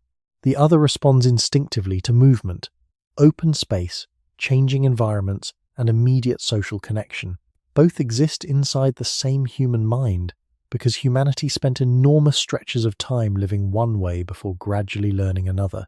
Villages changed human civilization permanently, but they did not erase the deeper history carried inside human bodies, emotions, and memory. Somewhere beneath modern life, part of the human mind may still remember what it felt like to survive by following seasons beneath open skies rather than remaining always in one place. Many ordinary human behaviors that seem purely modern may carry very old origins. The human mind was shaped across immense stretches of time before permanent villages existed, in environments where survival depended on close social bonds, environmental awareness, and constant adaptation. Although modern life looks radically different from prehistoric existence, the nervous system inside the human body did not appear suddenly alongside cities and technology. Some emotional habits and psychological reactions people experience today may still reflect patterns formed long before settlement became normal. Sleep itself may contain traces of older worlds. Before artificial lighting, human activity followed daylight much more closely. Darkness limited visibility and increased danger, especially in unfamiliar environments. Fire extended waking hours somewhat, but nighttime still remained quieter and less active than modern evenings filled with screens and electric light. Researchers studying sleep often note that human rest patterns are highly sensitive to environmental conditions such as light exposure, temperature, sound, and social safety. Some scientists suggest certain forms of nighttime anxiety or difficulty sleeping alone may partly connect to ancient conditions where sleeping near trusted group members increased survival. In prehistoric settings, complete isolation at night could be dangerous physically as well as emotionally. Modern loneliness may also reflect deep ancestral pressures. Humans evolved as intensely social beings, whose survival often depended on cooperation within relatively small groups. Food sharing, childcare, protection, knowledge transfer, and emotional support all relied heavily on stable social relationships. Exclusion from the group could carry severe consequences. Today, even in crowded cities, people still experience powerful emotional pain from rejection, isolation, or lack of belonging. Neuroscientists have found that social pain activates some of the same brain regions associated with physical pain. The human nervous system appears to treat social separation as something deeply serious, perhaps because for much of history it truly was. Anxiety may carry ancient roots as well. In prehistoric environments, paying attention to possible threats increased survival chances. Sudden sounds, unfamiliar movement, environmental change, and social tension could all signal danger. Human brains evolved to notice uncertainty quickly because overlooking risks sometimes carried fatal consequences.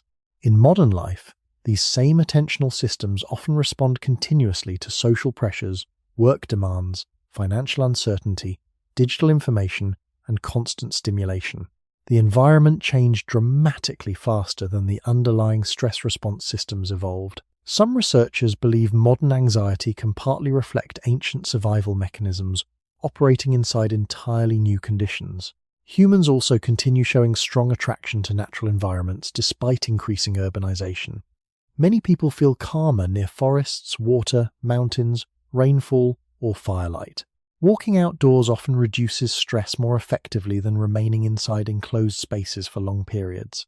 Scientists continue studying these effects carefully, but some theories suggest the human nervous system may still respond positively to environmental conditions resembling those where humans evolved over long periods.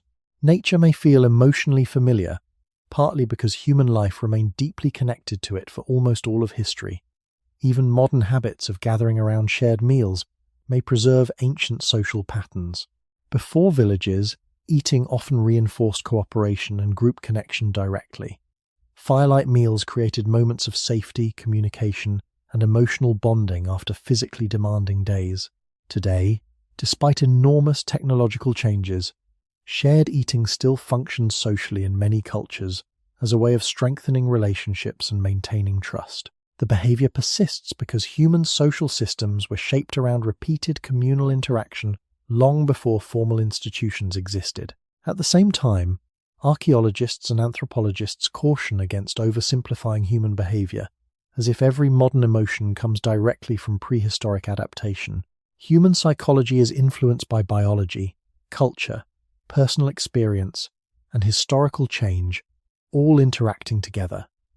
There is no perfect prehistoric blueprint hidden inside every modern action, yet it remains difficult to ignore how many human emotional needs today still revolve around belonging, safety, rhythm, movement, companionship, and meaningful connection to surrounding environments. Perhaps this is because villages, cities, and technology transformed human civilization much faster than they transformed the deeper systems guiding human emotion.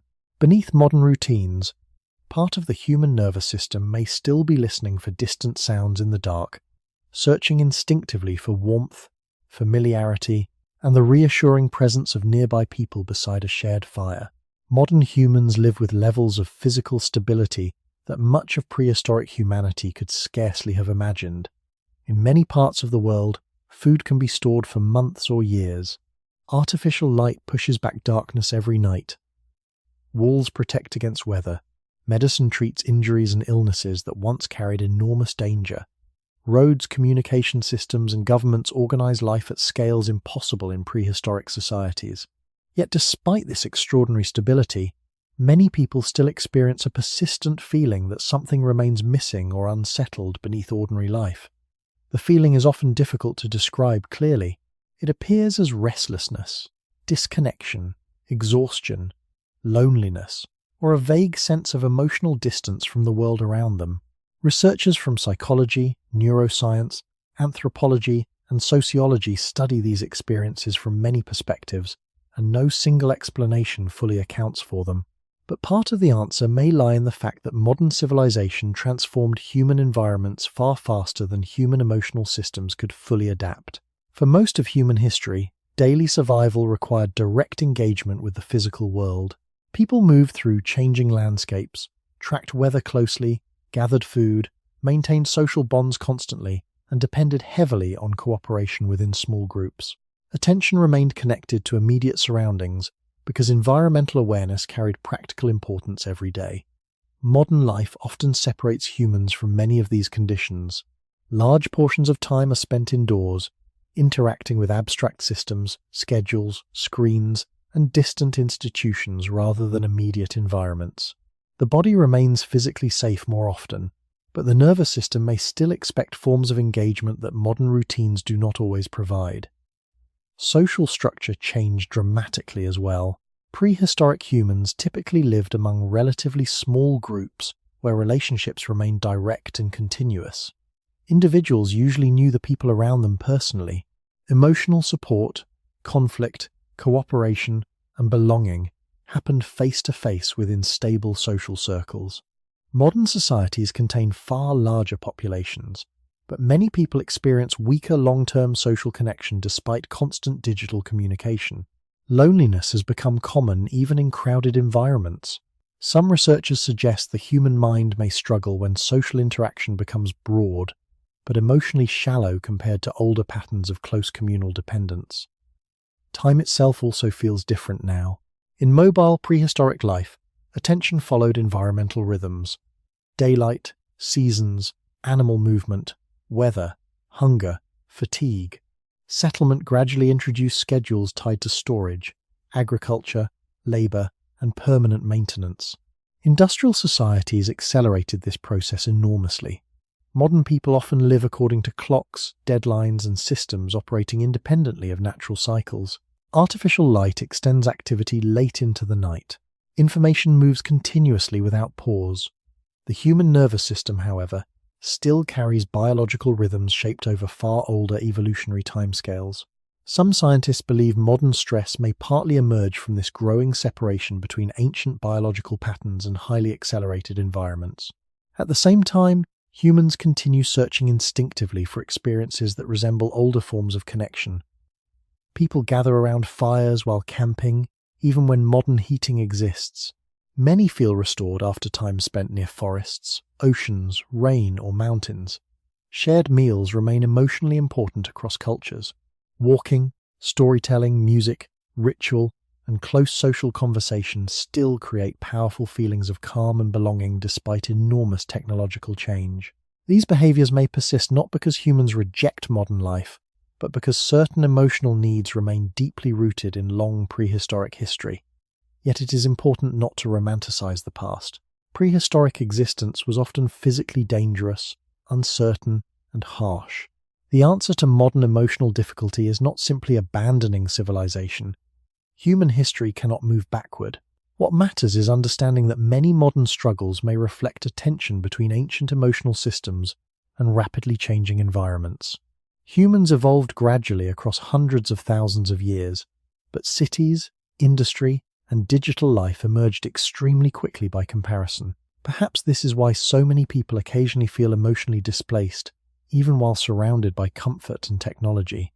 Somewhere beneath modern schedules and permanent structures, part of the human mind may still expect a slower world, shaped by firelight, movement, familiar faces, changing seasons, and open night skies.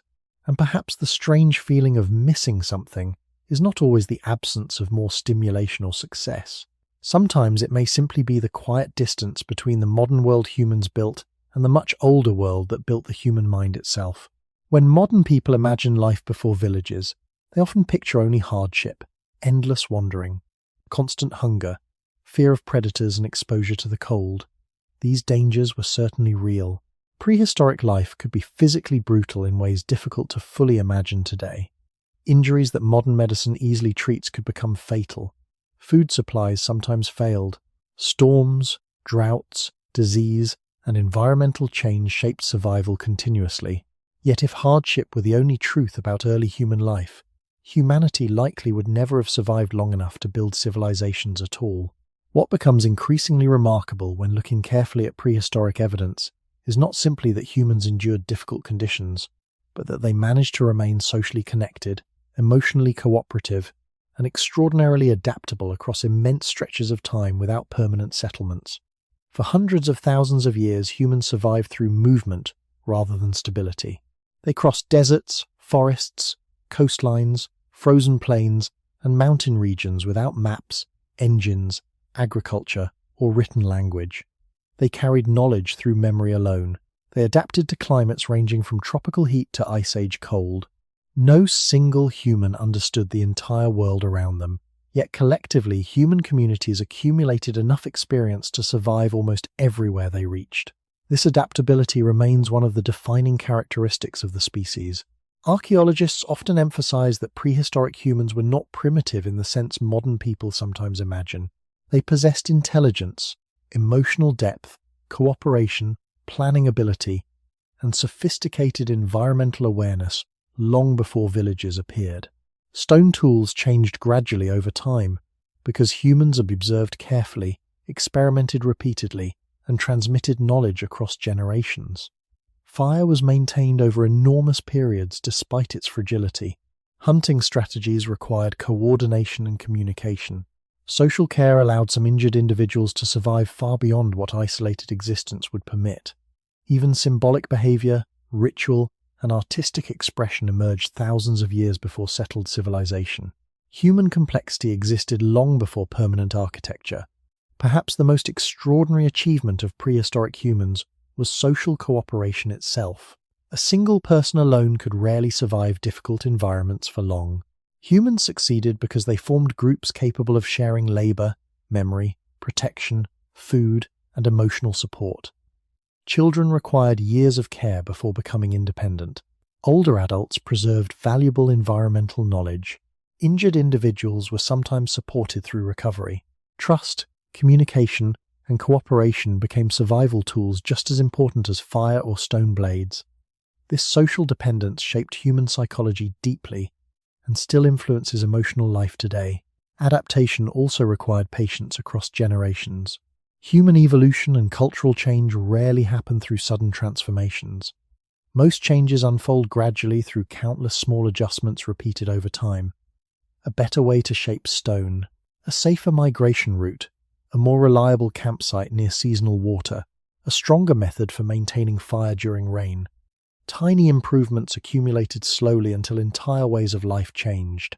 Villages themselves eventually emerged, not because humans suddenly became intelligent, but because thousands of generations had already built the social, emotional, and cognitive foundations capable of supporting settled life when environmental conditions allowed it.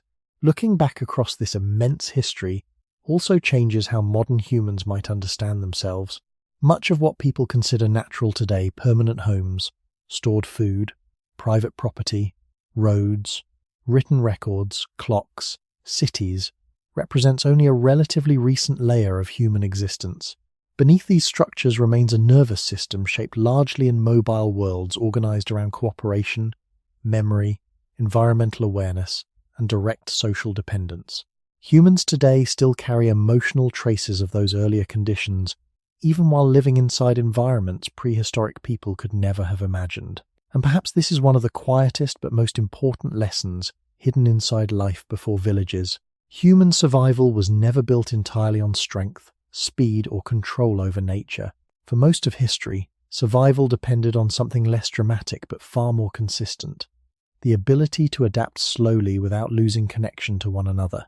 Across changing climates, uncertain landscapes, and thousands of generations without permanent homes, humans remained together long enough to remember, teach, care, and continue moving forward. When villages finally became part of human life, the change was enormous. Permanent settlement reshaped food production, social organization, memory, labor, technology, and eventually the entire structure of civilization. Agriculture supported larger populations. Stored resources allowed planning far into the future. Buildings remained standing across generations. Roads, trade systems, governments, writing, and cities all emerged gradually from these foundations. Human beings transformed the landscape more deeply than ever before. Forests were cleared, rivers redirected, animals domesticated, and land divided into territories controlled by stable communities. From the perspective of visible history, villages changed almost everything. Yet beneath these changes, much about human nature may have remained surprisingly continuous. Humans before villages already loved, feared, mourned, cooperated, remembered, taught, and searched for belonging. Parents protected children long before permanent homes existed. People gathered around fires, shared meals, cared for injuries, and carried stories through spoken memory across thousands of generations. Archaeological evidence suggests emotional attachment, symbolic thinking, and social dependence were already deeply developed before settlement transformed the physical world. Villages altered the structure of human life, but not necessarily the deepest emotional foundations underneath it. This is important because modern people sometimes imagine prehistoric humans as emotionally incomplete versions of ourselves, waiting for civilization to make them fully human. But the archaeological record suggests something more complicated. Humans did not suddenly become thoughtful or socially connected after building villages. Instead, settlement reorganized capacities that had already existed for immense periods of time. The same species that later built cities had once survived by reading weather patterns, tracking animal movement, preserving memory through storytelling, and cooperating in small mobile groups beneath open skies. In many ways, civilization expanded older human abilities rather than replacing them entirely. Some ancient emotional patterns still remain visible today despite modern complexity. Humans continue seeking trust and social belonging even inside vast, anonymous societies. Shared meals still strengthen relationships. Stories still organize memory and identity. Loneliness still causes genuine suffering. Natural landscapes still calm many people emotionally despite generations spent inside constructed environments. Sleep, fear, attachment, curiosity, grief and hope continue operating through nervous systems shaped over far older timescales than civilization itself. Modern technology transformed human environments rapidly, but evolution moves slowly. The human body still remembers worlds older than history books. At the same time, settlement undeniably changed human experience in difficult ways too. Larger populations increased conflict potential. Social inequality became more visible as resources accumulated unevenly. Disease spread more easily in dense communities. Human labor became increasingly structured around maintenance, ownership, production, and long-term obligations tied to place. Villages created opportunities for stability and cultural growth, but they also reduced certain freedoms once associated with movement and flexibility. Human life became more secure in many respects, yet also more constrained. This tension still shapes modern existence. People often desire both stability and freedom simultaneously. They want lasting homes while also longing occasionally for movement, escape, or open space. Perhaps this conflict exists because humanity carries memories from two different worlds at once. One world lasted for hundreds of thousands of years and revolved around mobility, adaptation, and direct engagement with changing environments. The other emerged relatively recently and revolves around permanence, structure, storage, and controlled space. Modern humans inherit both histories together inside the same mind. Looking back across the time before villages also changes how human success might be measured. Civilization often celebrates monuments, cities, and technological achievement as the defining signs of progress. But for most of human existence, survival depended on quieter abilities: patience, cooperation, memory, adaptability, emotional resilience, and care for one another under uncertain conditions. These qualities allowed humans to survive long before walls, governments, or written systems existed.